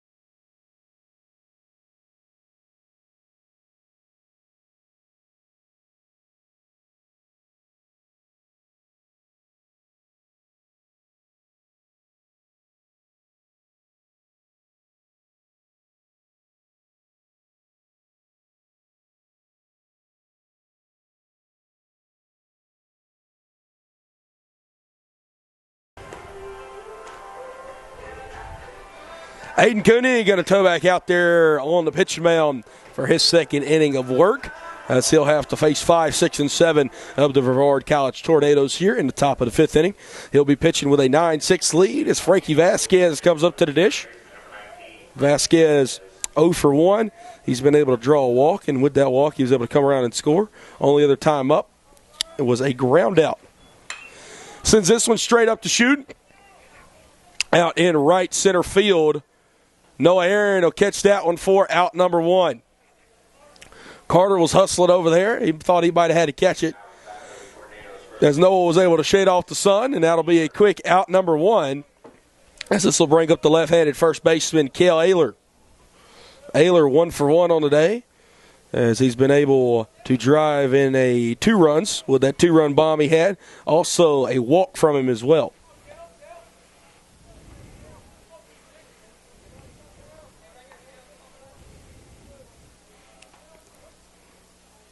First one to Ayler's going to be low. 1-0 count now. Again, Aiden Cooney, kind of the same story there from Braden Sims. Great stuff to be an underclassman here at Piedmont. Command has kind of been an issue for Aiden at some points. But when he's on, he's on. As the 1-0 there is going to be a fastball off the plate. 2-0 now. Cooney also his trademark, we've seen kind of from him this year, a teal glove, which I love, man. You can definitely spot him from a mile away when he's coming out of the bullpen. 2-0. Again, fastball just misses arm side there off the plate. 3-0 now. As Ayler hasn't had to get the bat off his shoulders yet. We'll see where Cooney goes here. 3-0 on the way. Same pitch, a little farther in. Is that a catch the outer half? 3-1 now.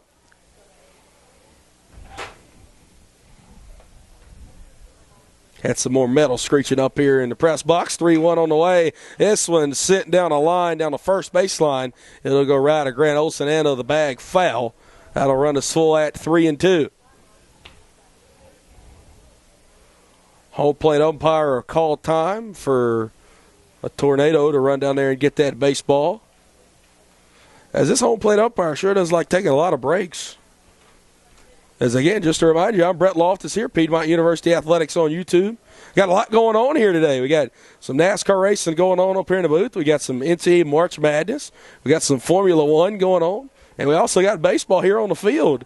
As Aiden Cooney, let's say that was ball 4, as he'll kind of cringe out there on the mound. He disagreed. Instead, Ayler able to walk on down to first. And this will be bringing up to the dish the DH, Ryan Lehman.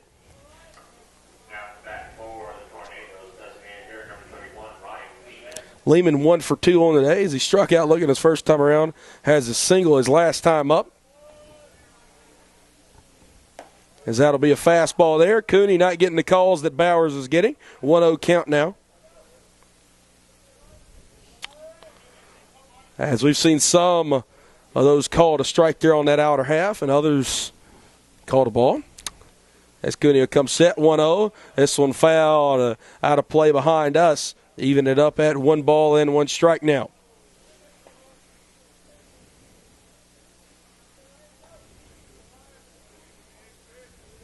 Cooney a check on the runner at first. Not getting a big lead. Ayler over there.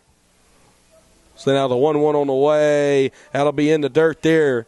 Big breaking ball from Cooney. Not able to get it across. 2 balls, 1 strike, and 1 away here in the top of the 5th inning. For all your athletic needs here at Piedmont University, go over to PiedmontLions.com. Got the box scores, rosters, all your stat needs. As we'll see, a good secondary there from Ayler as he won't go. Now a 3-1 count now. If you want to look up some of the alumni that we had at the park yesterday, we got all that stored on there from previous rosters in the past, stats, awards, all that good stuff. Again, just head on over to PiedmontLions.com. 3-1 on the way. Good fastball there on the outer half. 3-2 as Lehman will kind of give a look like he disagreed with that one. It's full count now with 1 out. Big pitch on the way here. Full count. This is fouled up and out of play behind us. As I think James Whitmer's gotten a little cold, he'll put on the jacket as he'll bring out the balls to the home plate umpire now. So we'll do the full count yet again.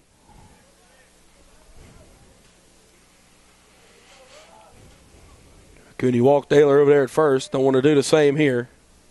Well, is he going to go to the well with 3-2? Man, Lehman just keeps fighting these off. What a good AB from him. So we'll do 3-2 for a 3rd time now.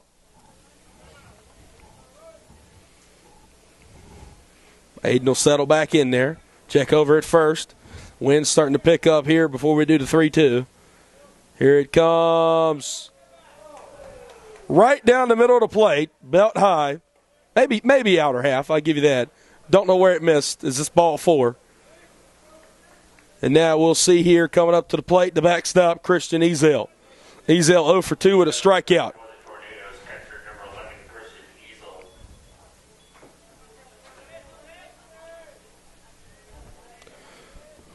Ezel, he's been as good as they get defensively today. We've seen him make some great plays behind home plate, including he hosed down Carter Ballstead earlier in the ball game. As he's getting his 2nd start of the weekend. Started yesterday and then starting here today, obviously. Is the first pitch to him on the way. Same pitch we just saw, called a strike. 0-1 count. Aiden really locating that fastball well. Like what we've seen from him today. As he'll look in. Come set, runners on first and second here with 1 out. Delivery on the way in the dirt. Another great play by Jackson Randolph there to keep it in front of him. Tell you what, something the Lions do not lack in is great defenders behind home plate. We've seen Tyler Nelson do it all year. Jackson Randolph, when he's caught his time behind home plate, rather should I say this year, been the same thing. Some great defense. As a fastball a little high that time. 2 balls and 1 strike. As Lions playing straight up here, 2 balls, 1 strike, 1 out, 9-6 ball game. As the Lions lead here in the top of the 5th inning. A lot of offense here. So we're almost at the 2-hour mark in the ball game. As that'll be a fastball right down Broadway there. 2 balls and 2 strikes. Now Ezell with an even count here, see what he can do. An opportunity for Brevard to try to hang up some more runs. They've hung zeros in both of the odd innings thus far in the 1st and the 3rd, and scored in both the 2nd and the 4th, as Ezell will not chase that one. Got the bat off his shoulders, but able to hold back. So now that'll run it full yet again, 3-2.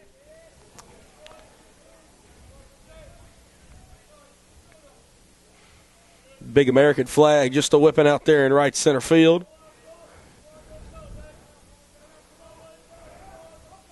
Hayden's 3-2 on the way. This one fouled off the home plate umpire. And he'll go down. See if he's okay out there. I think it went off of his shin strap. As he'll pop back up and appears to be okay.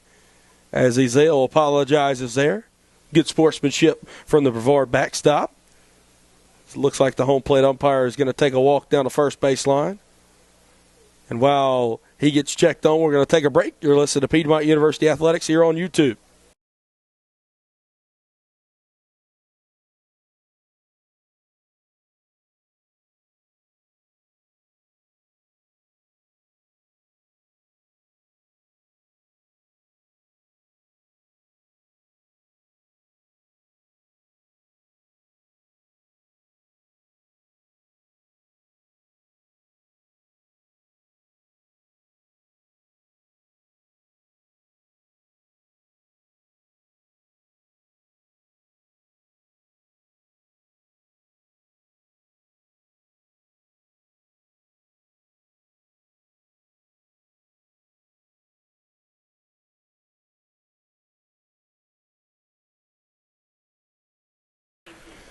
Home plate umpire appears to be okay as he'll talk to Ezell and dap up Jackson Randolph.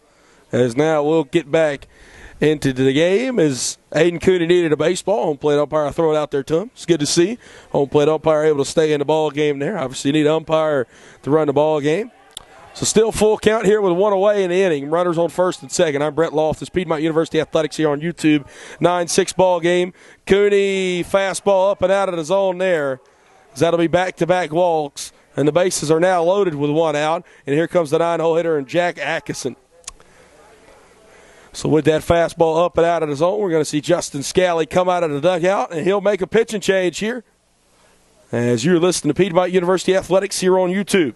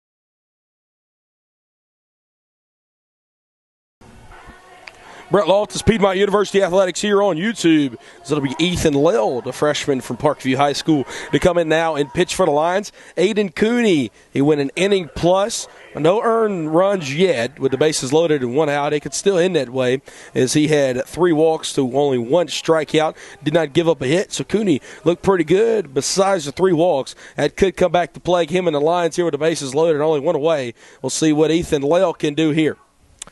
So his first one on the way to Atkinson, low and away there, a ball, 1-0 count now.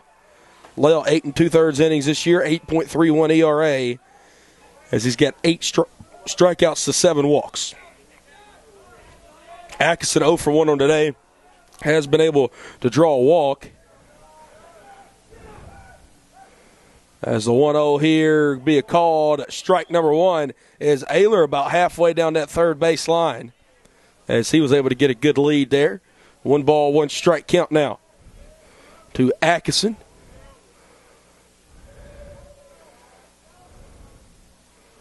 This will be Ayler, Lehman, and Ezel out there on the base paths.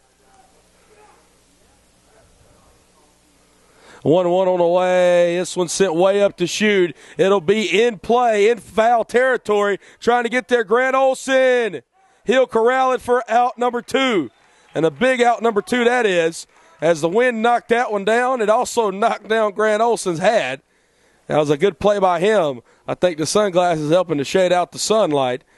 So now with 2 outs, this will turn over the lineup card as Zach Allison up to the dish. Zach Allison, bases loaded here. Ethan Lill trying to leave the bases loaded here for Brevard. It seems like that'd be some big momentum for the Lions. The Lill man into the stretch. First one on the way. Called strike number 1 at the knees there. Good pitch. 0-1 count now.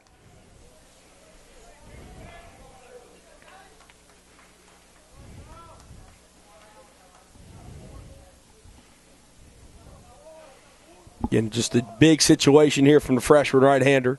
Is the 0-1. 0-2. Firing some heat in there now. Called strike there. No balls, 2 strikes, 2 outs. Lions looking to hang up their 3rd 0 of the day. Again, as Brevard has scored in the 2nd and the 4th, 2 and 4 runs respectively. Did not score in the 1st or the 3rd. Lions trying to keep it that way here in the 5th. 0-2 on the way. Wow, Allison just able to fight off that one as the home plate umpire fielded that ground ball off the backstop. We'll do the 0-2 yet again.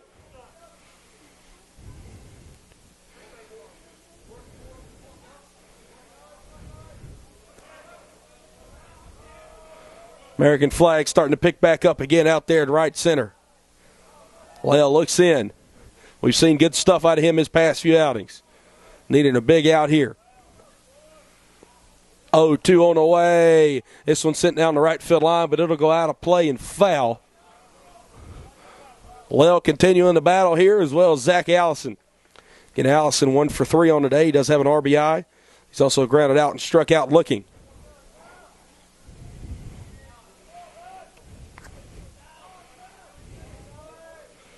So we'll see Ethan look in here for the sign from freshman Jackson Randolph. Ethan will step off and pump fake there, able to reset the pitching clock. There's no more clouds in the sky, just the wind whipping here. Big pitch on the way. 0-2, here it comes. That's going to be a little bit low and downstairs, 1-2 now. Lill got good swing and miss stuff, just as Aiden Cooney does. And Braden Sims, for that matter. We've seen 3 really big strikeout guys here. But also guys, when they have their command and they're on, it's almost unhittable. But sometimes this season we've seen them fall out of place. Lill looks so good so far. 1-2. This one hit right back to him. What a play by Lill. He'll underhanded the first for out number 3. That's some gold glove defense there, young man, to get out of a big jam and lead the bases loaded. Heading to the bottom of the 5th inning, Lions lead by 3. You are listening to Piedmont University Athletics here on YouTube.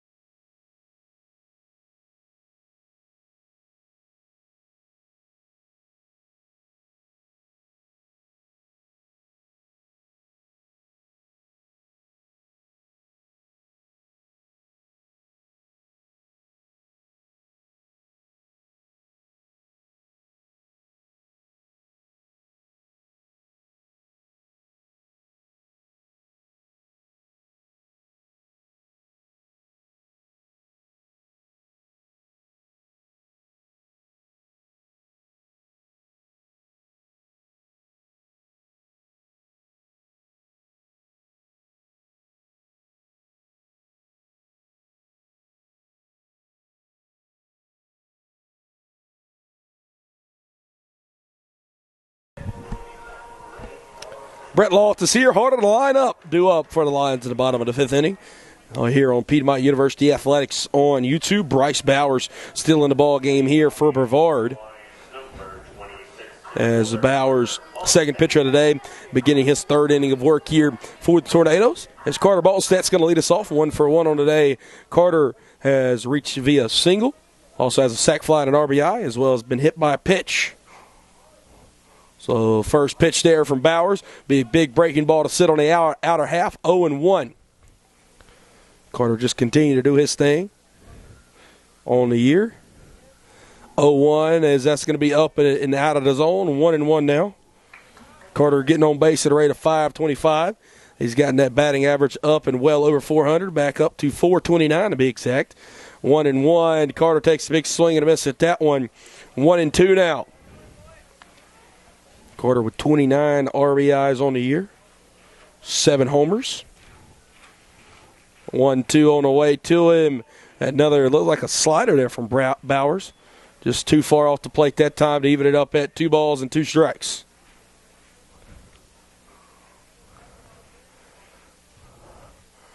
Two on the way. Carter sends one to the left side. Hit off the lip of the grass. Weird. Jucker makes a great play. Oh, my goodness, and he got Carter out at first. Jason Jucker, oh, my, young man. Played that one off the grass and then able to catch it in the air. Goodness gracious. We've seen some good defense here this weekend, but that might be one of the best plays we've seen in a while, as that'll bring up Hunter Kane. It's not like he threw out a slow guy at first either. Carter Ballstat, 19 stolen bases on the year. As now we'll see Bowers have to face Hunter Kane. Right back to him. He'll bobble it this time and then make it E6. So we see one of the most incredible plays from Jucker you'll see in a while, hitting right off the lip of the grass. And in a routine one hit right back at him, cannot make the play there as Hunter Kane able to reach. And again, to describe that one in one word, that's going to be baseball, as this will bring up Kyle Carlson. So now Kyle hit with 1 out in the inning and Hunter Kane over on first. Kyle 1-for-1 on the day. He's reached twice via walk, then also has a single to his day. First one to him. Bowers, that one's up and out of the zone. 1-0 count now. As everyone has gotten a hit today in the Lions lineup except for Hunter Kane and Jackson Randolph. Hunter obviously has reached. So everyone's reached in the Lions lineup except for Randolph. So hopefully Jackson can do that his next time up. As we'll see Kyle chase that one, even us up at 1 ball and 1 strike. As the Lions have 9 runs on 9 hits and only 1 error. As Brevard has 6 runs only on 4 hits and 3 errors. As Bowers back into the stretch. 1-1 on the way. Carlson will take that one at the shins. As it's a called strike number 2 there. 1 ball, 2 strikes here with 1 away.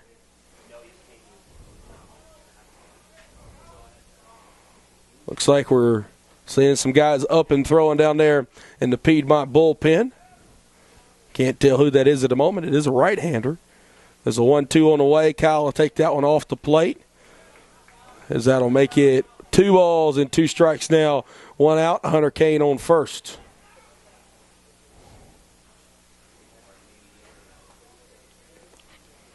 Grant Olson will stand on deck here.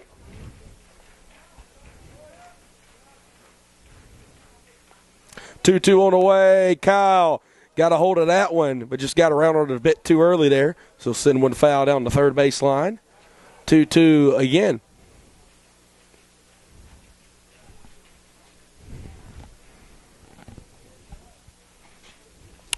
Bryce Bowers still staying in there, keeping his head in there. So he has to eat some innings here for Brevard after their starter only went 2 innings.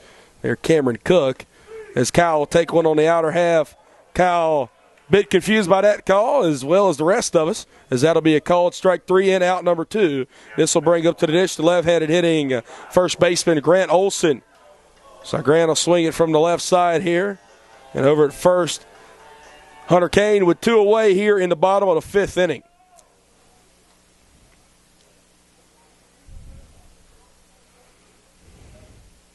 Grant sends one to the right side. Will he get through? It does. Grant Olson with another hit on the day. Burchett dove out for that one. Hunter Kane going to go first to third here. Now runners on the corners and 2 outs. This will bring up to the dish Jackson Randolph. He didn't hit it hard, but he hit it perfectly there, Grant Olson. As Grant will move to 2 for 2 on the day.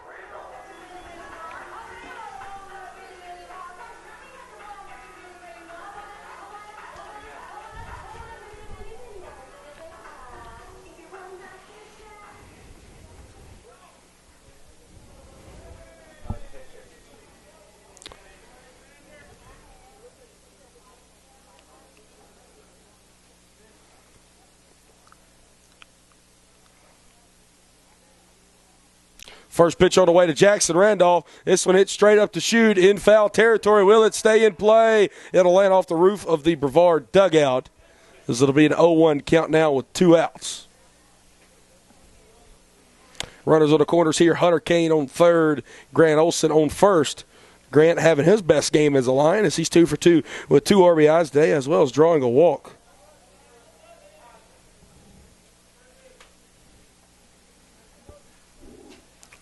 So now we'll see if Jackson Randolph can reach. Again, the only line not to reach today.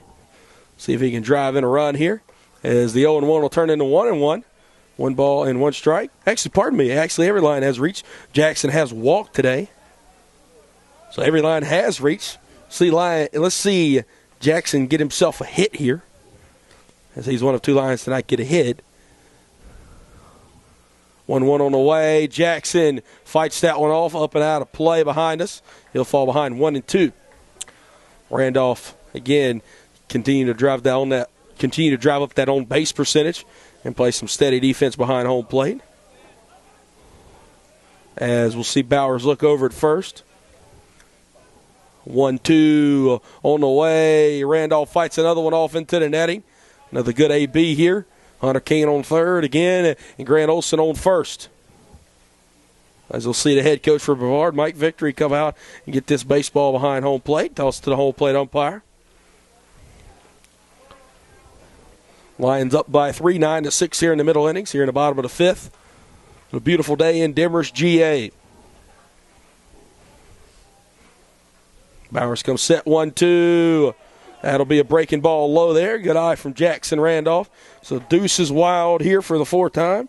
2 balls, 2 strikes, 2 outs here. As Kyle York, the right-hander, was up throwing. As presumably we'll see him here in the 6th. As it looks like he's done throwing down there. Still standing up. Jackson just puts good bat on this one. A diving play there from Jucker. Jackson Randolph is going to get himself a single. And that's going to be a 10-burger there for the Lions as they now lead 10-6. Step to the plate for the Lions. Shortstop number 14, Scott Lyon. Back-to-back instances where the Lions didn't hit it hard, but again, they hit it perfectly as Jackson hit that one just off the outstretched glove of Jucker at short. As Jucker got dirty, able to knock it down. So Olson will stand on second, Randolph at first, Scotty Lyon up to the dish. As Scott will have to duck out of the way there. That was coming straight for the bean top. As that'll be a 1-0 count now. You got to protect your goods up top, and Scott did there.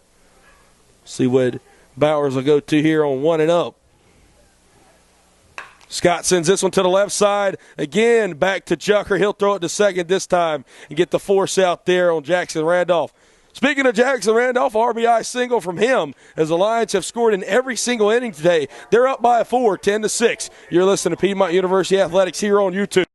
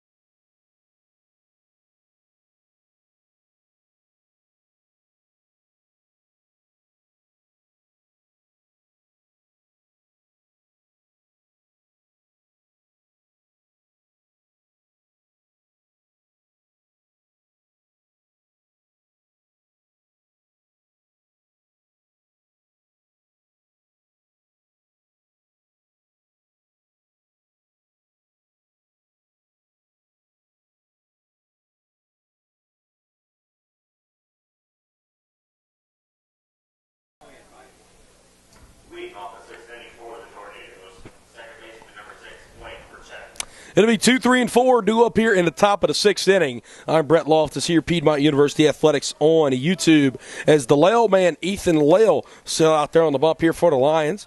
As still up and throwing down there in the Piedmont bullpen is Kyle York. Lale able to get the last 2 outs there in the top of the 5th as he'll face Burchett here. Ball number 1. 1-0 count there. As if you recall, Ethan Lale made a web gem of a play there to end the top of the 5th. As the 1-0 on the way there. This one sit out to the second baseman, Braden Brooks. What a play, spin around, throw it to first. Looked like Grant might have stayed on the bag, but it looked like he also came off, and that's what the first base umpire will rule. As Burchett, see if he gets ruled a hit or an error there. It was a great play from Braden there. He had to spin around and throw it. Just threw it a little right of the bag as Burchett will reach yet again today. And now up to the dish, it'll be Jason Jucker, 1 for 3 on the day. Burchett will be given a hit. So I'll go over there and check on Burchett. Again, you got to assume he's running, leading the country with 23 steals on the season. Does that only be the 5th hit of today there for Brevard? 6 runs on 5 hits, 3 errors. 10 runs on 11 hits, 1 error for Piedmont. As they'll go over to first yet again. Burchett, the crazy thing about Burchett is he's not getting these crazy leads over there first. He's just really, really fast up and down the base path. So he's getting about an average lead, as Leo obviously trying to keep him close to the bag.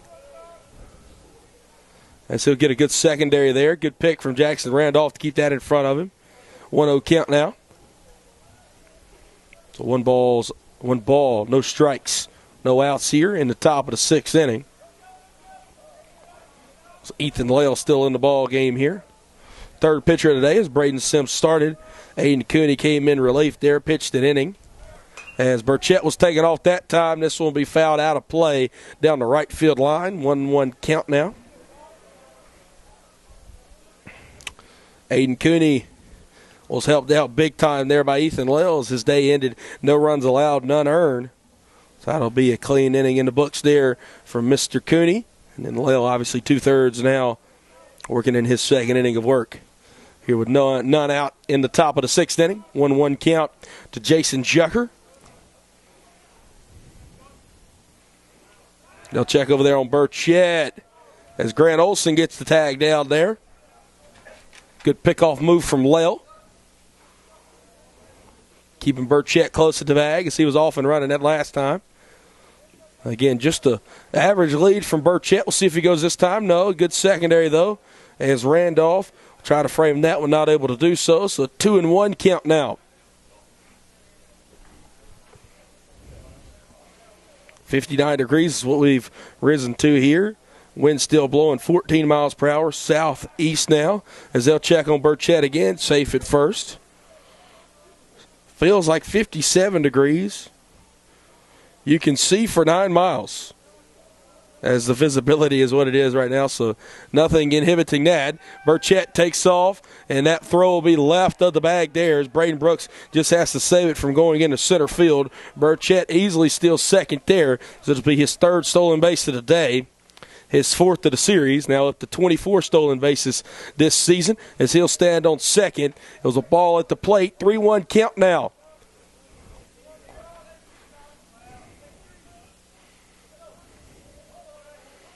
Ethan will come set. 3-1 on the way.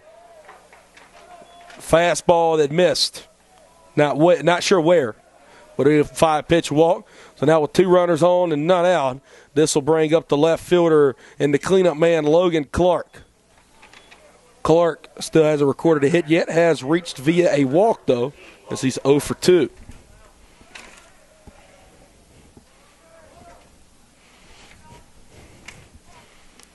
Clark from St. Petersburg, Florida. As the first one on the way to him, off the plate there. A 1-0 count. Lale kind of struggling with command right there. There's a 1-0 count now with no outs. Double play. Obviously the pitcher's best friend here with runners on first and second.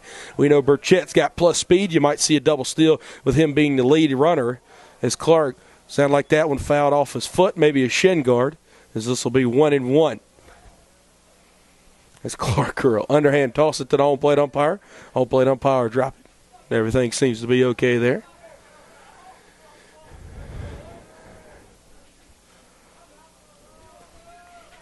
As Lil will look in, it comes set, 1-1. That's going to be up at the wrist, 2-1 now. Lions have been able to hang zeros for Brevard in the first, third, and fifth innings, as Brevard scored 2 in the second and 4 in the fourth, as the Lions have scored 1, 4, 2, 2, and 1 in the bottom half of their innings respectively, and that's how we've gotten a 10-6 ball game.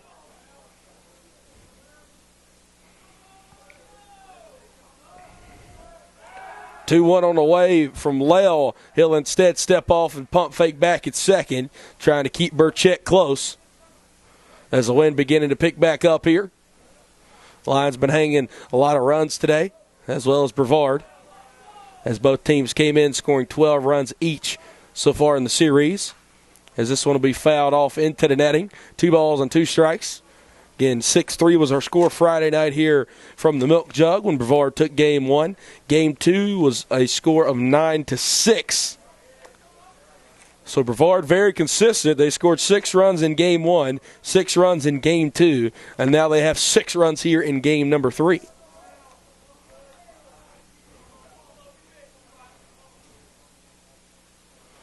As the 2-1 will be 3-1. As this will be off the plate here. Don't want to walk. The bases loaded with none out.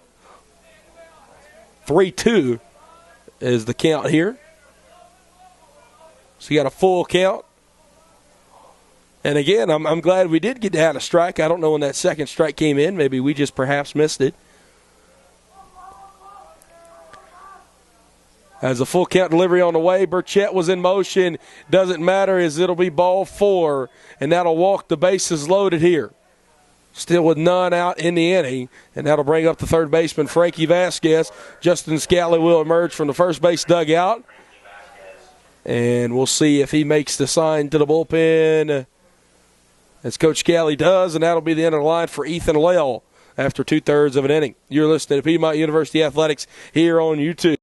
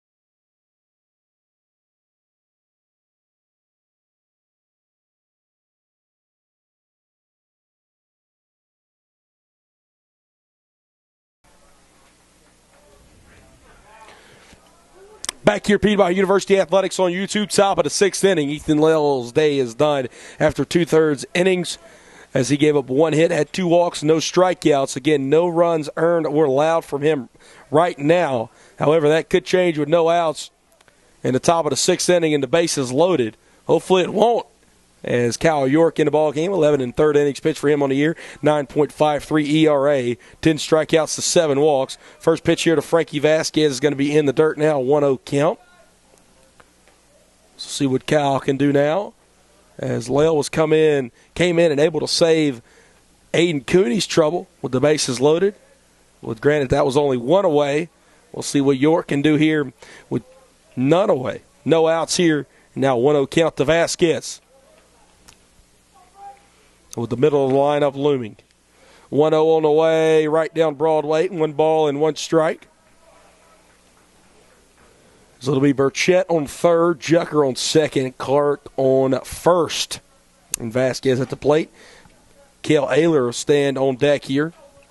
You'd have to think of this one's hit down the third to Kyle Carlson, coming home with that. Anywhere else, it'll just be a double play up the middle, hopefully. As this one will be a check swing. They're not able to hold it up. So that'll be a 1 ball and 2 strike count now to Frankie Vasquez. Vasquez 0 for 2 on the day, has reached via a walk, as every single Brevard Tornado has reached today. Actually, all 9 except for Allison. So 8 out of the 9 guys in the lineup have walked at least once. So some plate discipline has been shown today out of Brevard. Mentioned that earlier in the broadcast. A lot of these guys not chasing at stuff in the dirt or chasing at it maybe just a hair off home plate. And again, the home plate umpire helping with that, not knowing where the strike zone is as well. So we'll see what Vasquez can do here. 1-2 on the way. Good 1-2 pitch there. Looked like that one caught the outer half. Instead, it'll be off the plate. 2 balls and 2 strikes. Really like these cleats Frankie Vasquez is rocking out with today. A little baby blue action here. Brevard, their blue is more like a royal color blue, but I really like the baby blue cleats Frankie Vasquez has on. Even count, 2-2 on the way. This one fouled back into the net. Again, we're seeing this 2-strike hitting and the 2-strike battles here from Brevard. We've seen it all day long. That's who will win this battle between York and Vasquez. Nowhere to put him or here on 3-2. As Kyle will look in and come sit. Pitching out of the stretch here. 2-2 on the way. This one sit right back to him. He'll get the force at home. Randolph will throw it to first. He'll actually pump fake it. So we'll just get the force at home, and that'll be out number 1. So everybody advances up a bag. It's set for Burchett at third, who is thrown out. Now that'll bring up Kale Ayler with the bases loaded, only 1 away. Smart decision there from Jackson Randolph. He might have would have got Vasquez at first, but not sure. Vasquez pretty good speed down the first base line. So fielder's choice is how he'll reach. Now Kale Ayler up to the dish. 2-run bomb from him earlier in the ball game. As he's reached base 2 other times with 2 walks. Again, righty-lefty matchup here. Ayler, the only left-handed bat in the lineup. First one on the way to him. He'll foul this one back into the netting. 0-1 count now.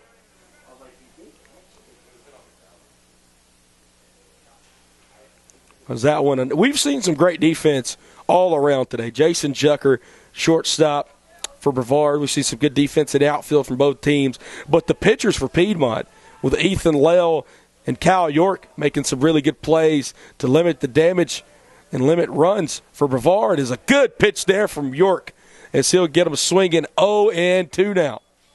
So no balls, 2 strikes, and 1 out here. Kyle just 1 pitch away from getting out number 2.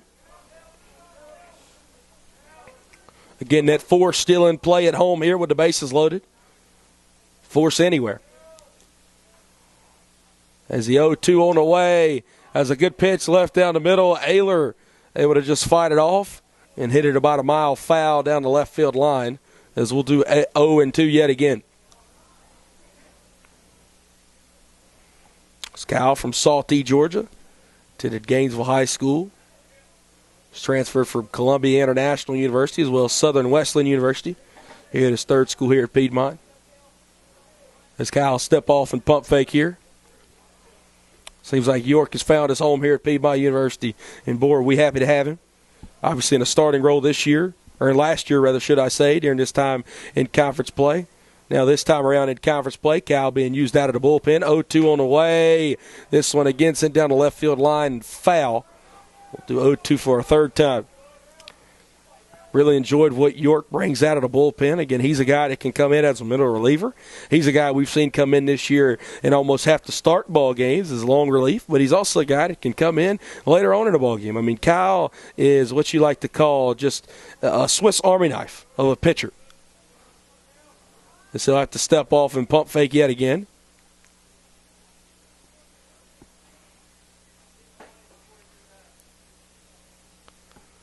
As a second base umpire, I'm not sure if they just gave Kyle a 20-second warning or not.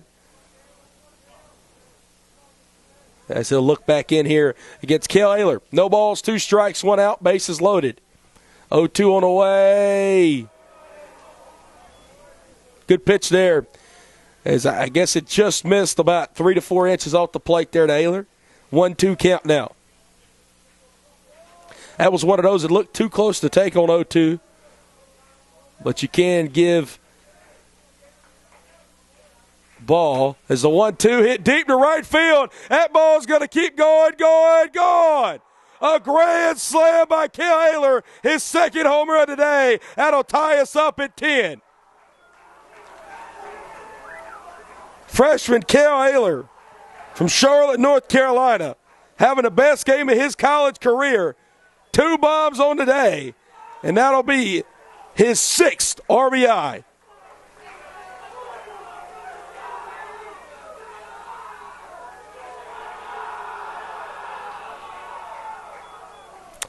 This will bring up to the dish now Ryan Lehman.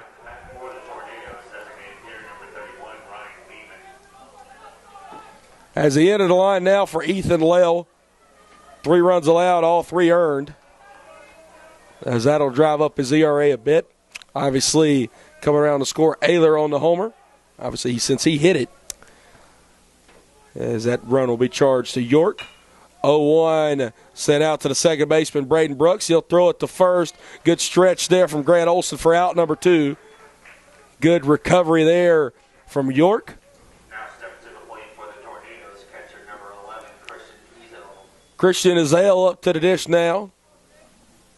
Ezell 0 for 2 today. Kale Ayler, man, I tell you, this guy is a guy that we knew to look out for today. He's got some pop in his left-handed bat, and the way the wind's been blowing, you know, you just got to – usually you're taught not to try and pull everything, hit it up the middle. Today's a day where you want to pull everything, and Ayler has done that, and that's led to 2 bombs from him. So back-to-back days, we've had a multi-homer guy. Carter Ballstad hits 2 bombs yesterday, and Kale Ayler able to hit 2 here today, including a grand salami, as the first 2 pitches – or swing and misses here from Ezell. York still out there fighting. It's a brand new ball game, but the Lions definitely aren't out of it. This is a 10-10 ball game, and they've scored in every bottom half of every inning. As the 0-2 on the way, this one again sent out to Braden. Braden can't make the play on that one as that went off the backhand of his glove into center field. That was a hard hit ball there from Ezell. Looks to see if that will be a hit, as it should be. As now this will bring up to the dish Jack Atkinson. Will be a hit. Ezell's first hit of the ball game. Atkinson 0 for 2 on today. He's walked once. He's also flown out twice.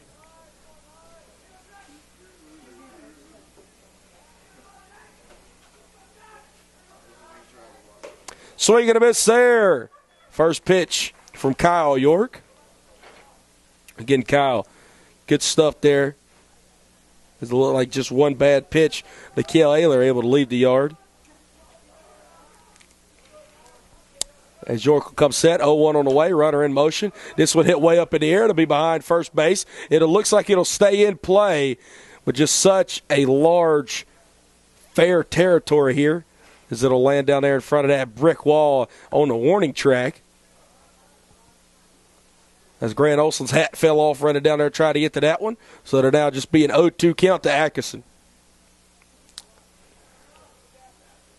So now here in the top of the 6th inning, Brevard has not scored in any odd number inning, but has scored in every even number inning, with 2 in the top of the 2nd, 4 in the top of the 4th, and now that grand slam, 4 here in the top of the 6th, as that came off the bat of Kale Ayler, his 2nd homer of the day. As the 0-2 from York on the way, send the dirt. Easily taking second there is going to be Christian Ezell. He was running on the pitch, so that'll be a stolen base for him. As that'll be The 5th stolen base of the day there for Brevard. Very aggressive on the base pass, just like Piedmont.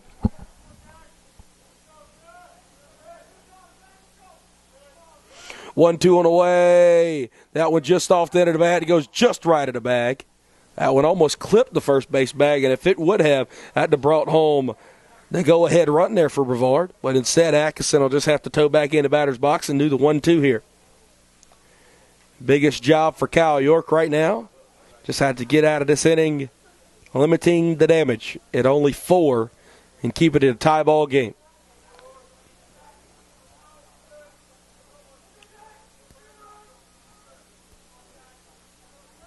One-two on the way. That one's going to be in the dirt to Atkinson. That'll run us back even as Deuce is wild now for the 5th time today. 2 balls, 2 strikes, 2 outs, and a runner on second here in the top half of the 6th inning. 10-10 ball game. As the Lions have 11 hits and 1 error. 7 hits and 3 errors there for Brevard. 2-2 on the way. Looked like that one caught the outer half, maybe just a bit off the plate, as that'll run it full to 3-2 now. 3 balls, 2 strikes, 2 outs here. Runner on second, Ezell Atkinson at the plate. Kyle York on the mound. 3-2 low. It's going to be in the dirt there and a walk, as this will turn over a lineup card, as this will bring up the leadoff man of Zach Allison. Allison is 1 for 4 on today. So he has an RBI to strikeout looking.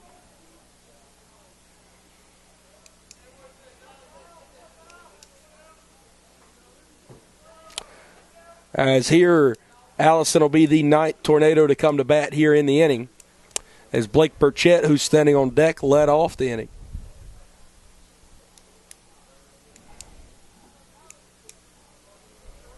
Walks have absolutely destroyed the Lions today. As we'll see, trying to steal there at second, and he'll stand up easily as Atkinson. So now runners on second and third, 0-1 count here with 2 outs.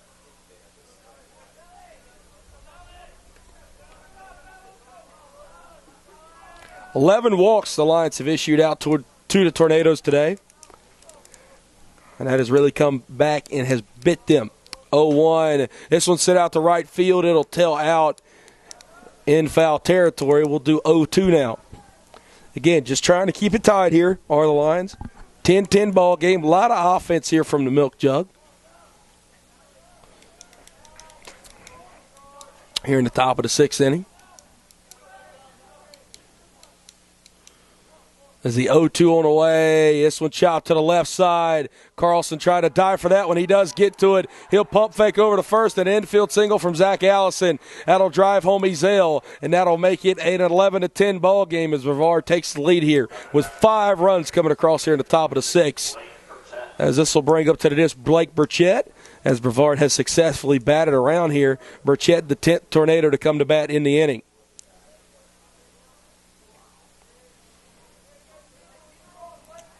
And again, how baseball turns on you. The Lions are up 10-6 coming into the top half of the 6th. And now they trail 11-10.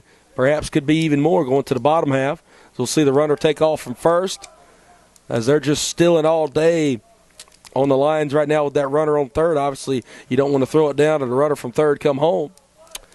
So that'll be yet another stolen base there for Brevard. 8 stolen bases on the day for them as a team.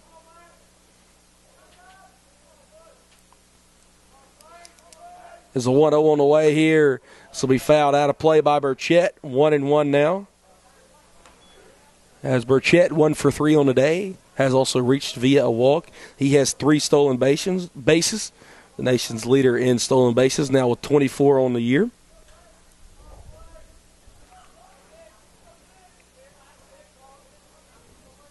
One on the way to Burchett. That'll be a called strike number 2 there. 1 ball and 2 strikes now. York just 1 pitch away here from, again, keeping it within reach. Couldn't keep it tied, but now Brevard only leads by 1. And with the way the bats have been swinging for the Lions, you got to feel as if they will be able to draw within 1 1-2 on the way there. Burchett will take that one in the dirt. So that'll run the deuce is wild yet again, and the count is even. Deuce is wild for the 6th time today. 2 balls, 2 strikes, 2 outs here.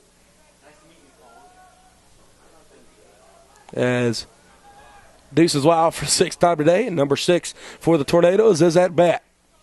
He's looking to extend the Brevard lead. 2-2 on the way. He'll fight this one off into the netting as we'll do 2-2 again. It's 2-2. Just keep on battling up there. We've seen them do all day with 2 strikes here. 2 balls, 2 strikes, 2 outs. York comes set. This one chopped to the left side and foul. Third base coach trying to make the play down there, not able to do so. So we'll do 2-2 for a 3rd time.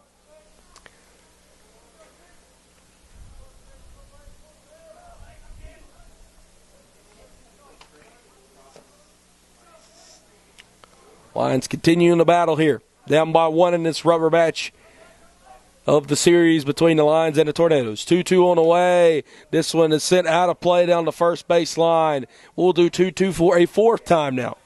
2 balls, 2 strikes, and 2 outs. Runners on 2nd and 3rd here, as it'll be Atkinson on 3rd and Allison on 2nd. Burchett at the plate. York trying to find something to punch out. Burchett on 2-2 on the way. They'll get him swinging. They'll tag him out. Burchett tries to say that it was a foul ball, but he'll be rung up there, heading to the bottom of the 6th inning after a 5-run top of the 6th. Lions now trail by 1. You're listening to Piedmont University Athletics here on YouTube.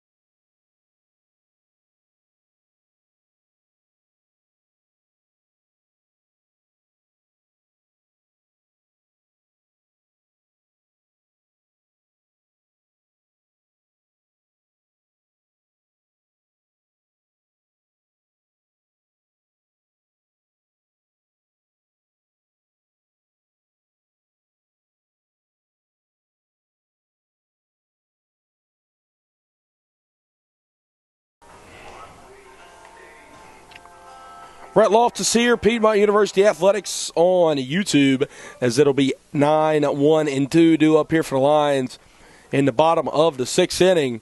They got to try and match. Well, maybe not match, but at least try and tie up Brevard here. The reason I say maybe not match, 5 runs in the top of the 6th inning there from Brevard. Is Bryce Bauer still out there on the mound, as he'll be pitching with a lead now. His first time today, he's done that. Braden Brooks, sting one in the left field here. And that's how you do it, the leadoff base runner. Bebo 3 for 3 on today, having a solid game for him. As now this will bring up the right fielder, Noah Aaron.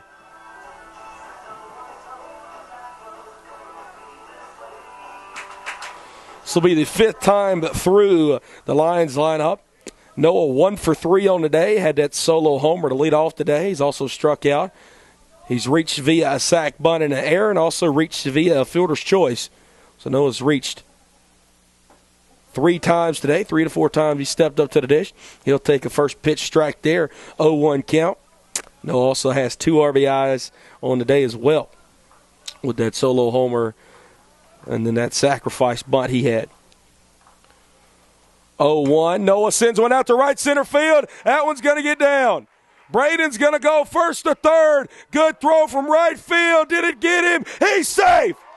Noah Aaron gets to second. Now runners in scoring position here, 2nd and 3rd.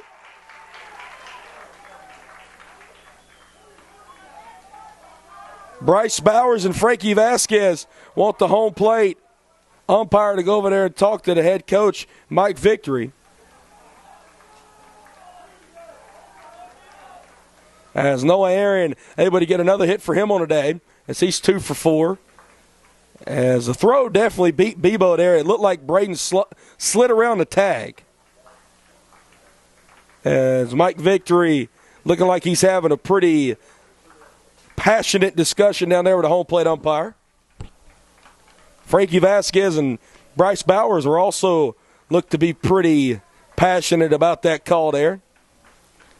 As Mike Victory still standing down the first base line having that discussion with the home plate umpire. And again, I'm glad the call went in favor of the Lions. But I must say, throw definitely beat Braden there. Not sure if he was safe or out. Again, that's for the call for the umpires on the field to make.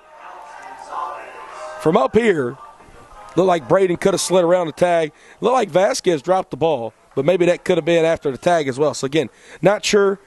All I can say is happy Braden's safe at third. Noah Aaron is at second as Noah reaches for his 4th time today in 5 plate appearances. Noah Aaron's on base percentage up to .467 as Alex Gonzalez now up. He'll take a first pitch breaking ball for a strike. 0-1 count now. Gons will send one to the left side. It'll get into left field. One will come home to score. Noah will stop at third. As the throw back in the infield, they'll try to get Alex Gonzalez at first. He's able to jump back in time. Braden comes home to score. Braden Brooks scores his 3rd run of the day. Lions tie it back up 11-11. And it's not time to make a wish. Well, might be time to make a wish. Maybe a 3-run homer be a good wish to make here in an 11-11 ball game. As we got runners on the corners, Alex Gonzalez, RBI single, his first of the day, make him 2 for 5. Noah Aaron at third. And now Carter Ballstad in. So hit it in the right-handed batter's box. Carter 1 for 2 on the day with 2 RBIs and a run scored.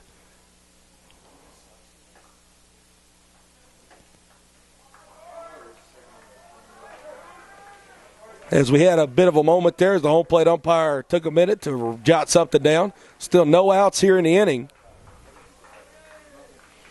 As it'll be Bowers versus Ballstat. Carter sends one to left field. Got just under it, though. That's deep enough to be a sac fly and an RBI. Left fielder will catch it. Coming home to score, Noah Aaron. Alex Gonzalez will stay 1, and the Lions will regain a lead here, 12-11. Carter Ballstat continuing to do it all as he'll get RBI number 3 on the day. And this will bring up to the dish with 1 out, Hunter Kane.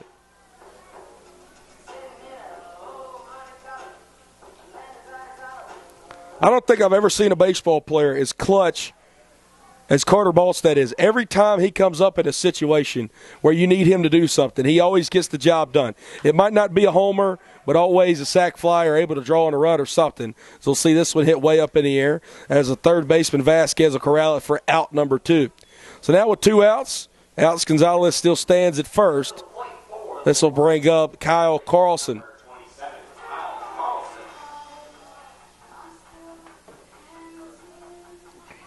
Kyle having a good day. He's 1 for 2 with 2 walks on the afternoon. Kyle struck out looking his last time up on a questionable fastball on the outer half. See what he can do here against Bowers. First pitch to Kyle, fastball outside. Catch the outer half, 0-1 count now.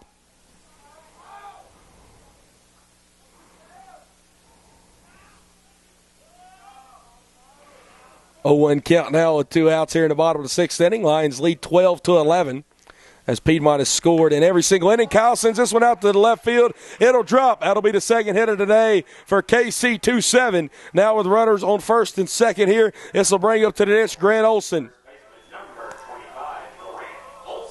Tell you what, Gio has had his best day in the green and gold here. Junior first baseman is 2 for 2 today with 2 RBIs and a walk.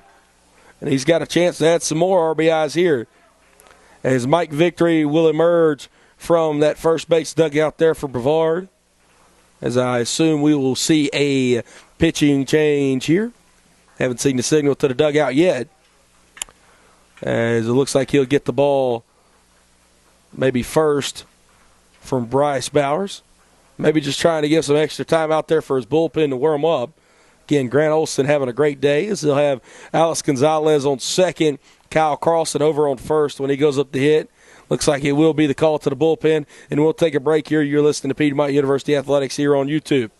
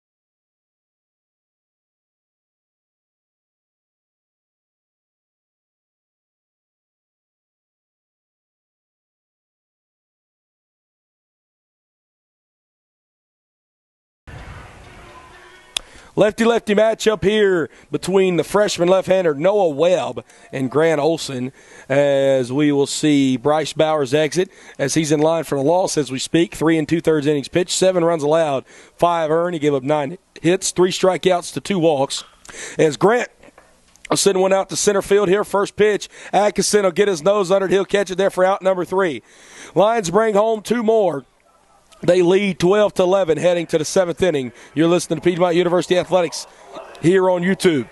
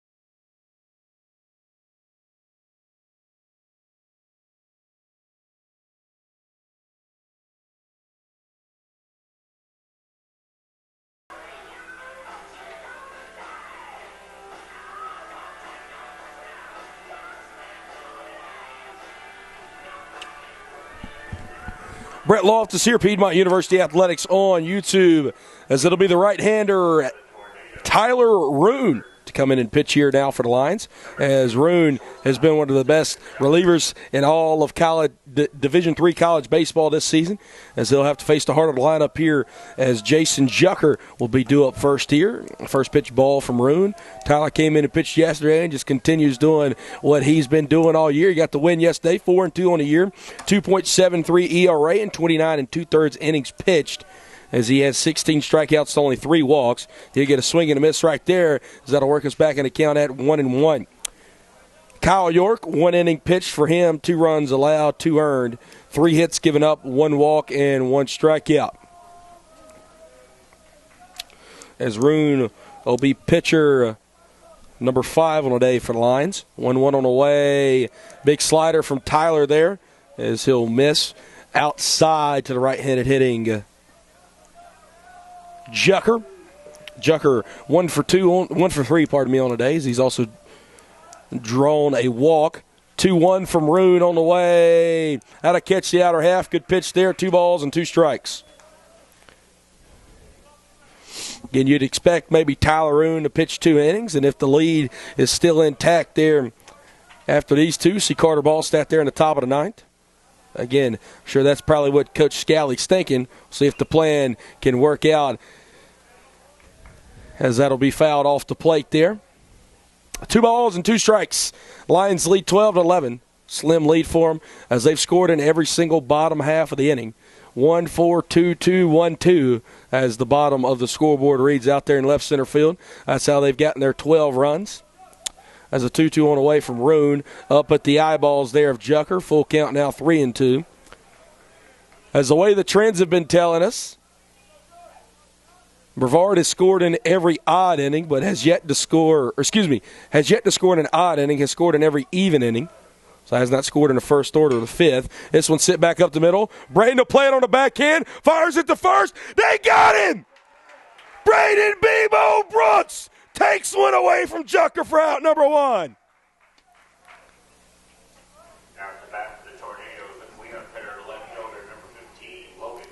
What a play from Bebo, man. One of the best defenders on this ball club. Flashing the leather right there.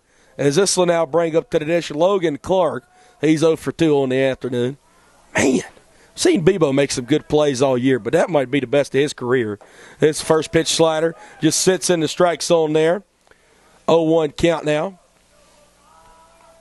And obviously a big out number 1, because we've seen leadoff base runners today for Brevard. They have hurt us every single time. So able to get that important out number 1 may go a long way here in the 7th.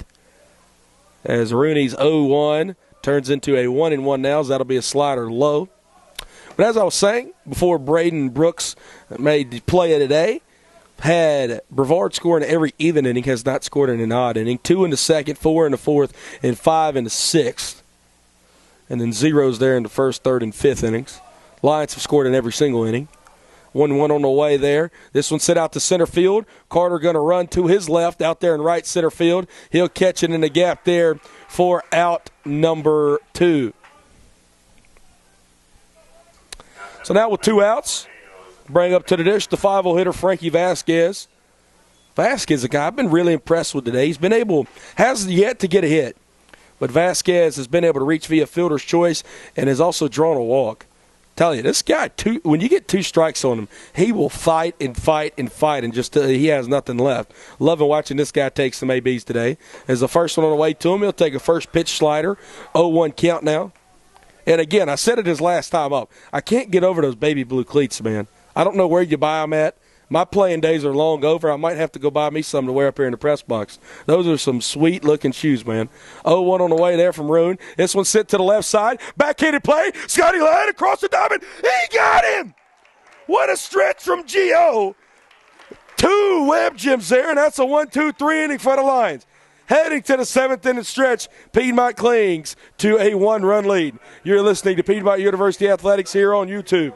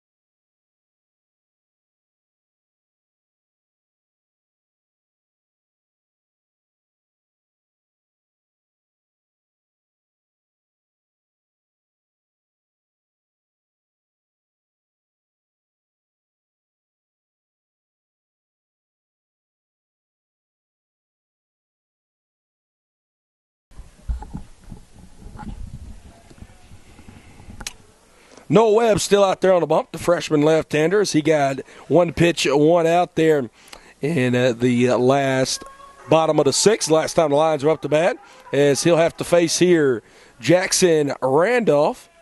As due up here for the Lions, it'll be the bottom 3, 7, 8, 9. As Randolph 1 for 3 on the day. He has an RBI single.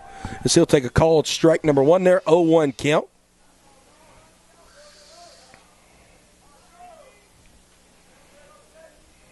First left-hander we've seen today, 0-1. Oh, my goodness. Probably about a 60-something mile-an-hour curveball just sets on that outer half. As I don't even think that one broke the speed limit here in Demorest, GA. But it'll sit in the zone. 0-2, same thing that time, as that'll be off the plate there, 1-2. I tell you what, pardon me, this one might actually be, I don't know, it looks like a curveball coming out of the hand. Could be some form of almost like a knuckle curve, as that one will be off the plate there, look a little bit sped up. 2 balls and 2 strikes now.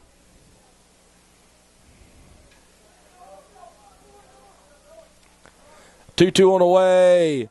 Randolph had to wait on that one. I think he had a drink of water before it got there, but that'll run it full at 3-2. So it'll be Randolph, Lyon, and Brooks due up here. 3-2 on the way. That'll be low and inside. Randolph able to walk for the second time today. Jackson having a good day behind the plate and at the dish. And this will bring up Scotty Lyon.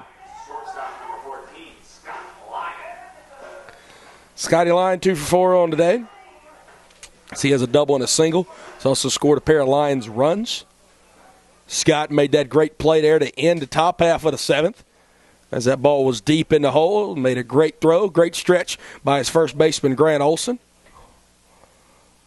As we're seeing that, I don't know what that is. That's a wonky-looking pitch. It's working when he's hitting the spot, though. As that he didn't hit it right there. It was Webb. 1-0 count now. Reminds me of Henry Rowan-Gardner from Rookie of the Year. As that's going to catch the inner half there, 1-1 count. And I think what's messing me up even more and probably messing up some of these hitters, doing it from the right side, or left side, pardon me. Usually you see a knuckleballer type throwing it from the right side. This will instead be from the left. See the 1-1 here as a pump fake from Webb. Randolph will try it on back to first. 1 ball, 1 strike count here, no outs. Bottom of the 7th. Scotty Lyon up.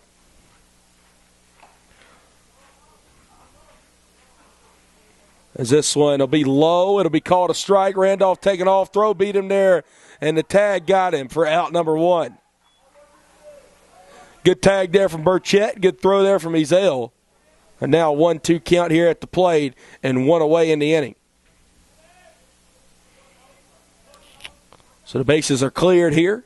So now Webb just has to worry about Scotty Lyon at the plate. 1-2 on the way. That big pitch there, Scott will swing under it for out number 2. Now with 2 outs, this will bring up Braden Brooks. Braden made an incredible play there at the top of the 7th as well to get out number 1. As Braden still perfect at the plate today, has not been retired yet. 3 for 3, and he as well has been able to draw a walk. See what Bebo can do here, his 5th time up. As he'll wait on that one, a slow one away there. 1-0 count now. Got any guesses up here at the press box on what that guy's throwing? Anybody? We got a left-handed pitcher up here. Don't know what he's throwing. Nobody knows. As Bebo gets a hold of one, sends it out to center field. Atkinson will get under the left center field gap for out number 3. Might talk. See what this guy's throwing, man. That's some good-looking stuff we saw out of Noah Webb as he's retired 4 straight lines here. Heading to the 8th inning. Lions lead by 1. You're listening to Piedmont University Athletics on YouTube.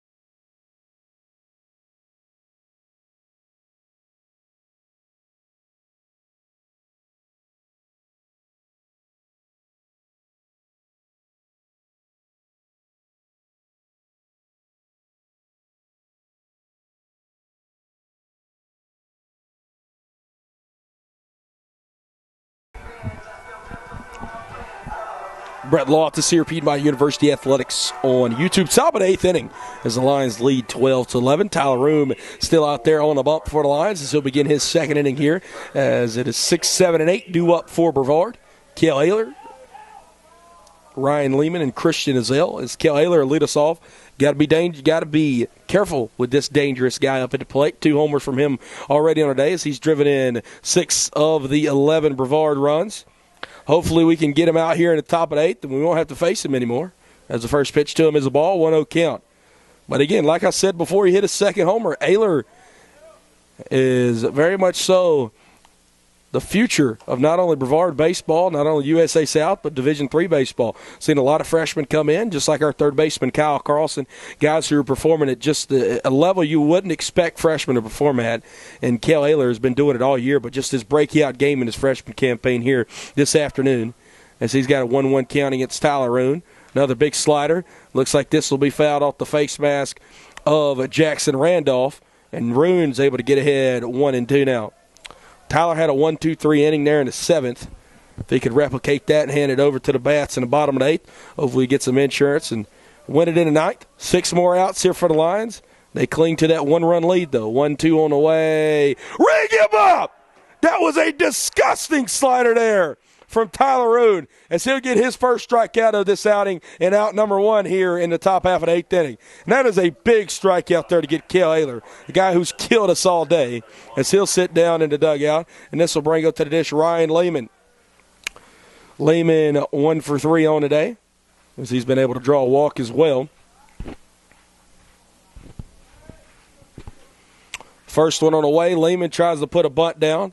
He'll foul that one off a home plate. It'll be a strike. 0-1 count now.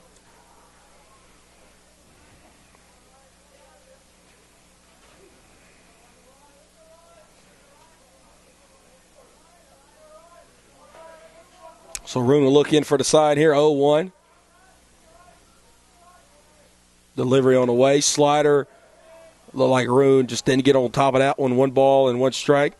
And as for the opposing pitcher of Brevard, Noah Webb, only pitcher analysis I could get was our resident left-handed pitcher for the Lions, Michael Thomason.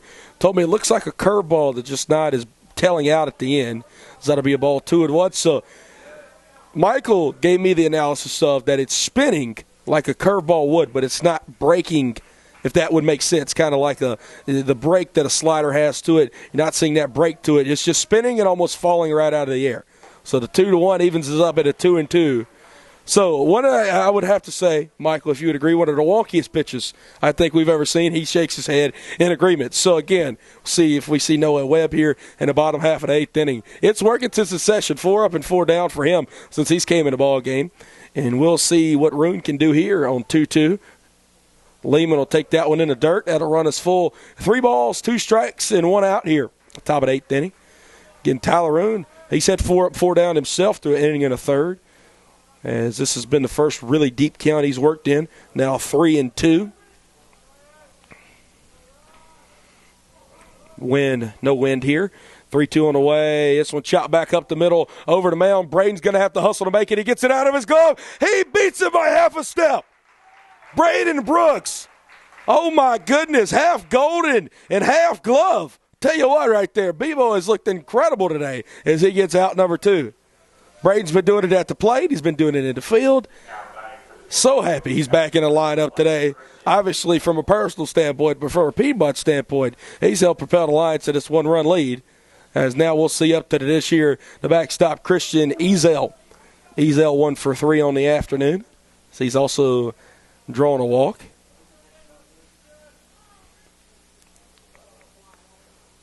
First pitch slider hit up in the air. Randolph trying to find it behind home plate. He will for out number 3.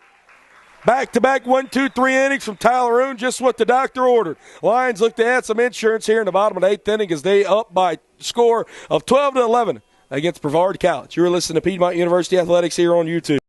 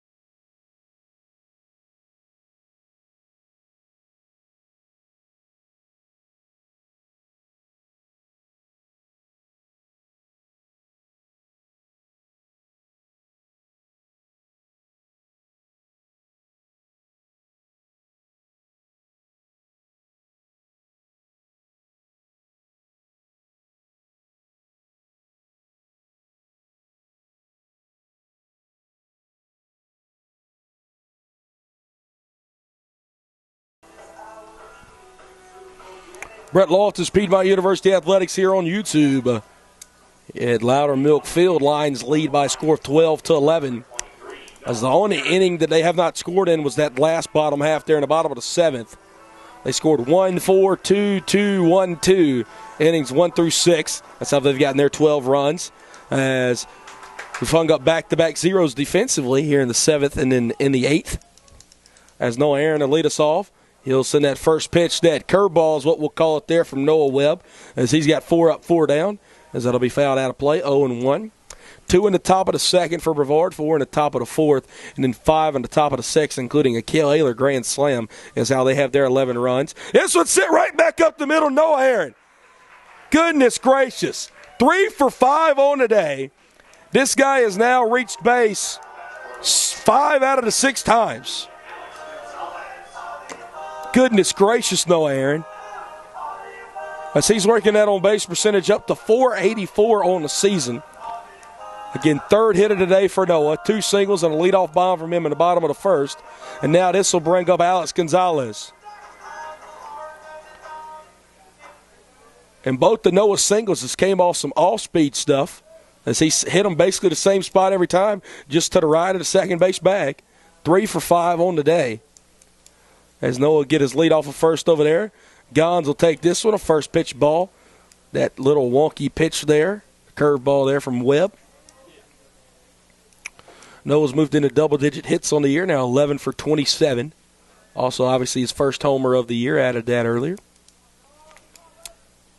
Gons, he'll take that breaking ball there, and it'll be 2-0 now.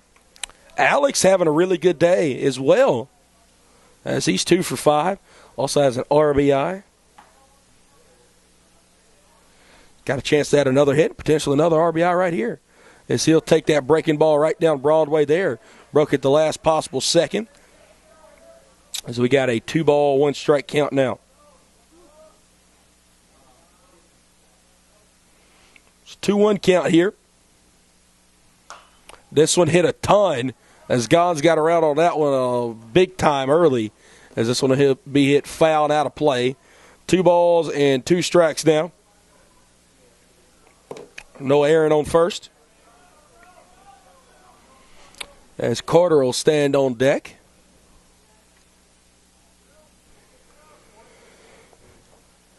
Gons tried to wait on that one, and he just gets a piece of it as he'll foul it off.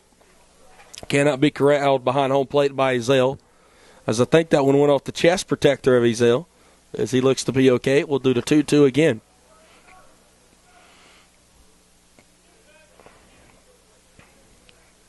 Noah get the lead off of first. 2 balls, 2-strike count here at the plate to Alex Gonzalez. 2-2. Gons sends that one right back up the middle. Gons is 3 for 6 on the day. Noah's going to try to go first to third. Vasquez. Wow. Noah was clearly safe there. That may be a give-me-back call from earlier, as he's called out at third for out number 1. Gons strolls into second. And this will bring up to the plate Carter Ballstat.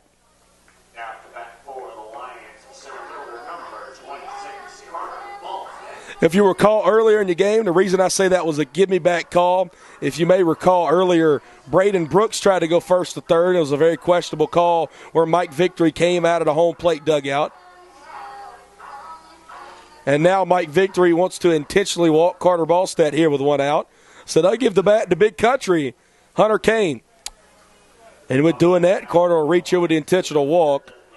He'll trot on down. They'll take the bat out of his hands, as Carter will reach base.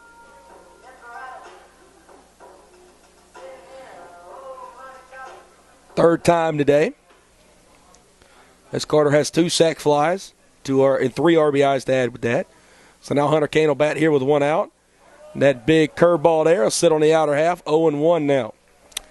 Alex Gonzalez, great day for him, stands on second. 3 for 6 day. This guy has 3 singles as well as 3 strikeouts and 6 at-bats. Carter 1 for 2. As both runners taken off, Noah to just be Gons, and he'll be gunned at third. Looks like Gons might have cleated Frankie Vasquez by accident, as Vasquez is on the ground. And while he's on the ground, we're going to take a break here. You're listening to Piedmont University.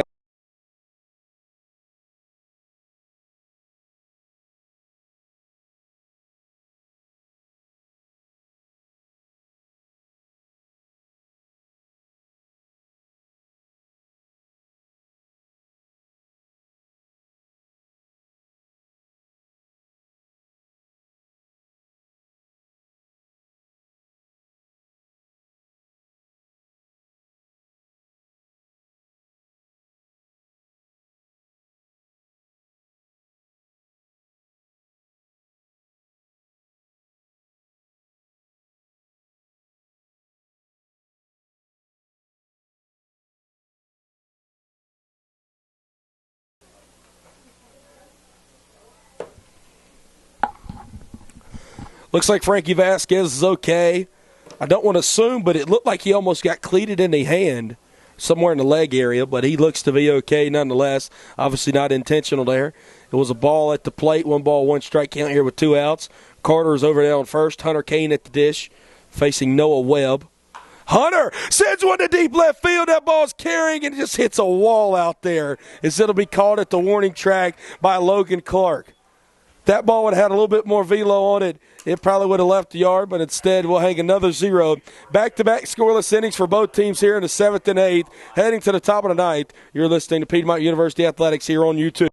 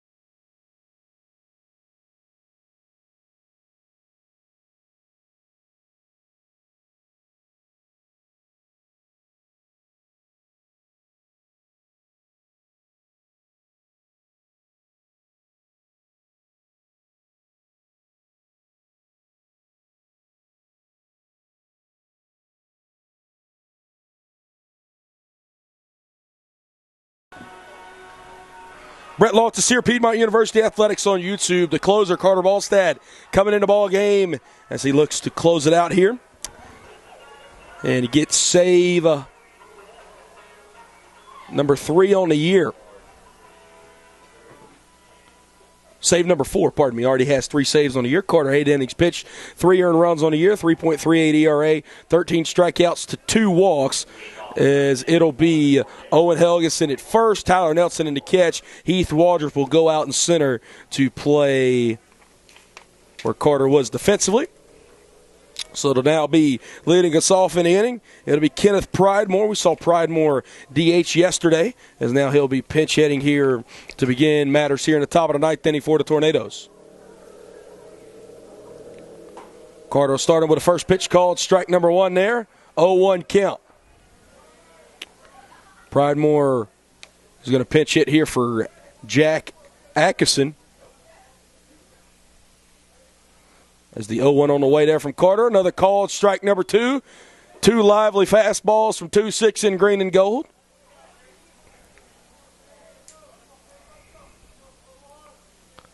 As Carter out of the wind up here. 0-2 on the way. Big breaking ball. Looked like that one might have caught the outer half, maybe a few inches off. 1 ball and 2 strikes now. Lions 12-11 lead, 12 runs on 17 hits, 1 error for Piedmont, 11 runs on 8 hits, 3 errors here for Brevard to begin the 9th inning. 1-2 on the way, swing and a miss at that one. Carter Ballstead puts a little spicy spice on that one to get out number 1. So now with 1 out, the lineup car to flip over and step up to the dish. It'll be the right fielder, Zach Allison. Allison's been a pretty dangerous hitter today, as he's 2 for 5 with 2 RBIs. He's also stolen a bag as well.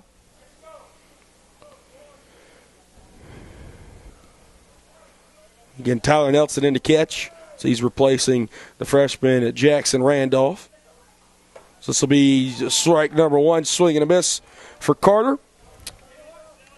Owen Helgeson again, our starting first baseman on Friday night, is now at first. And then Heath Waldrop to play center field.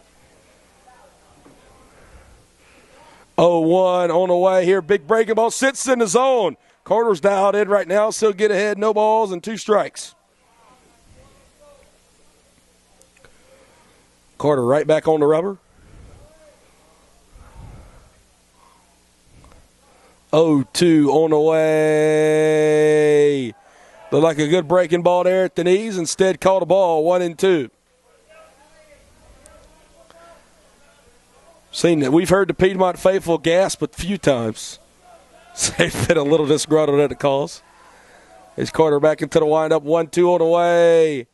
Allison saw that one well, just a bit behind it, as Carter's throwing low to mid-90s there. As we'll do 1-2 again.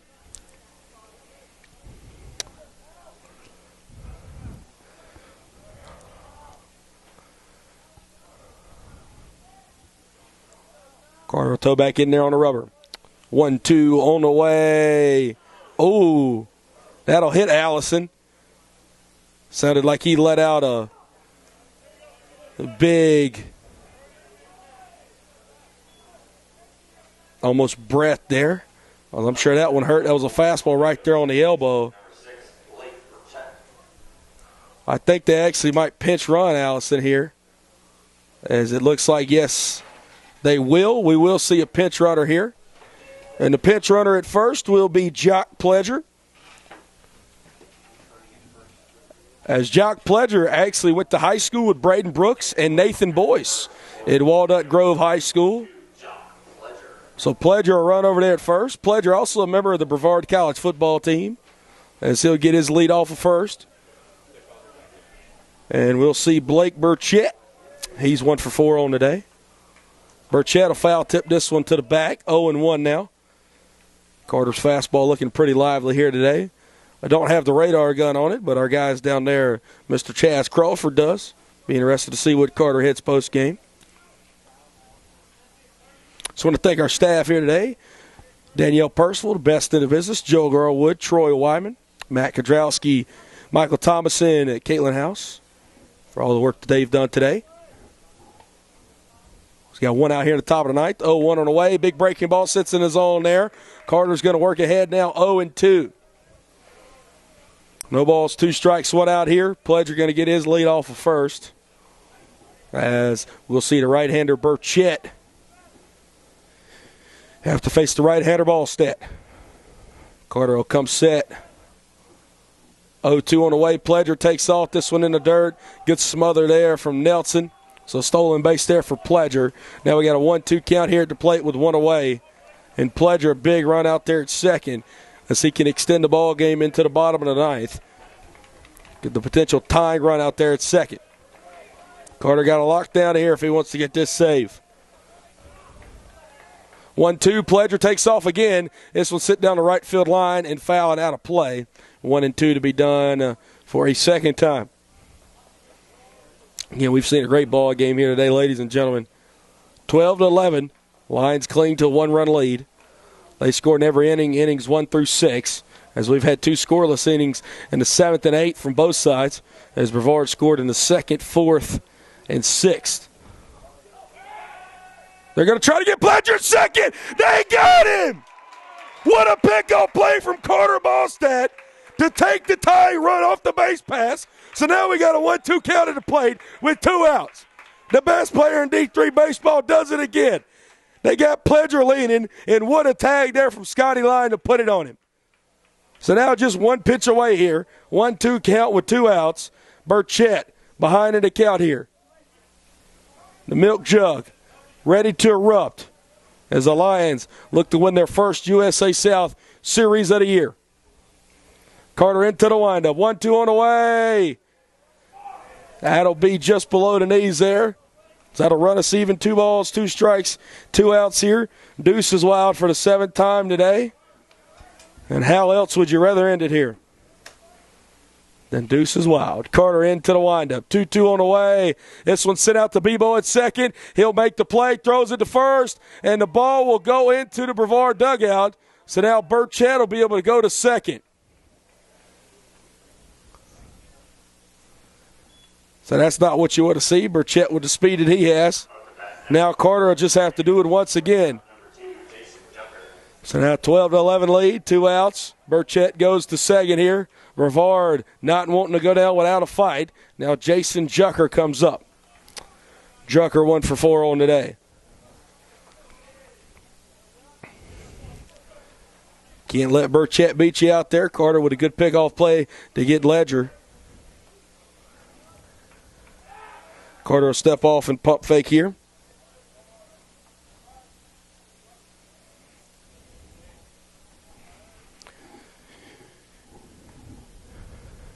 Carter will come set back to the stretch here.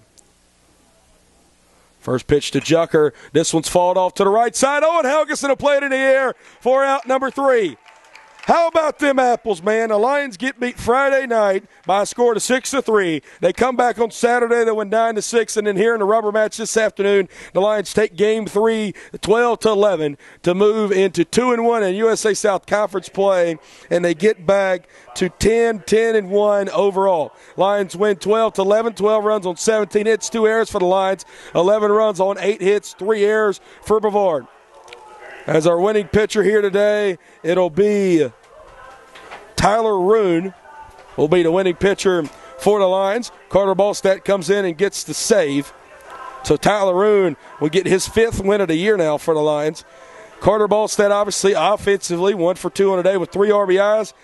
A lot of guys contributed. Grant Olson with 2 RBIs on the day as well. But the biggest, Noah Aaron, 3 for 5, reaches base 5 of the 6 times he's come to the plate, including a leadoff homer there in the bottom of the first inning, which really set the tone for the Lions offensively today. What a game from him. I would be well dismissed, though, without talking about Kale Ayler. Kale Ayler hit 2 bombs for Brevard today, including a grand slam, which he driven in. 6 RBIs on today. Kale Ayler, also a two-way guy, as he's listed on Brevard's roster. Kale Ayler, Kyle Carlson, those 2 guys here, we've seen 2 amazing freshmen play in the field this weekend, as well as the backstops Randolph and Nelson. The future of these 2 programs, just amazing to see this weekend, and amazing to see some young talent out there on the field. Lions take 2 out of 3 in their first USA South Conference Series this season. That is very, very big. As the Lions looking forward here, the Lions will be at Berry on Tuesday. They'll go to Berea next Saturday, where they'll play a doubleheader on Saturday,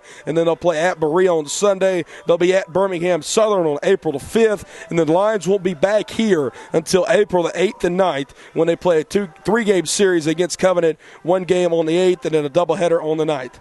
Again, just want to thank all of our staff here this afternoon. What a ball game we had here from Loudermilk Field. It was a highly offensive one, but pitching won there, as we had a scoreless 7-8 tonight, including a Tyler Roon win and a Carter Ballstadt save. Lions win 12-11. As always, I'm Brett Lawton here, Piedmont University Athletics on YouTube. Thank you for watching today. Stay safe out there. May God bless you all. And after this big USA South Conference victory, go Lions.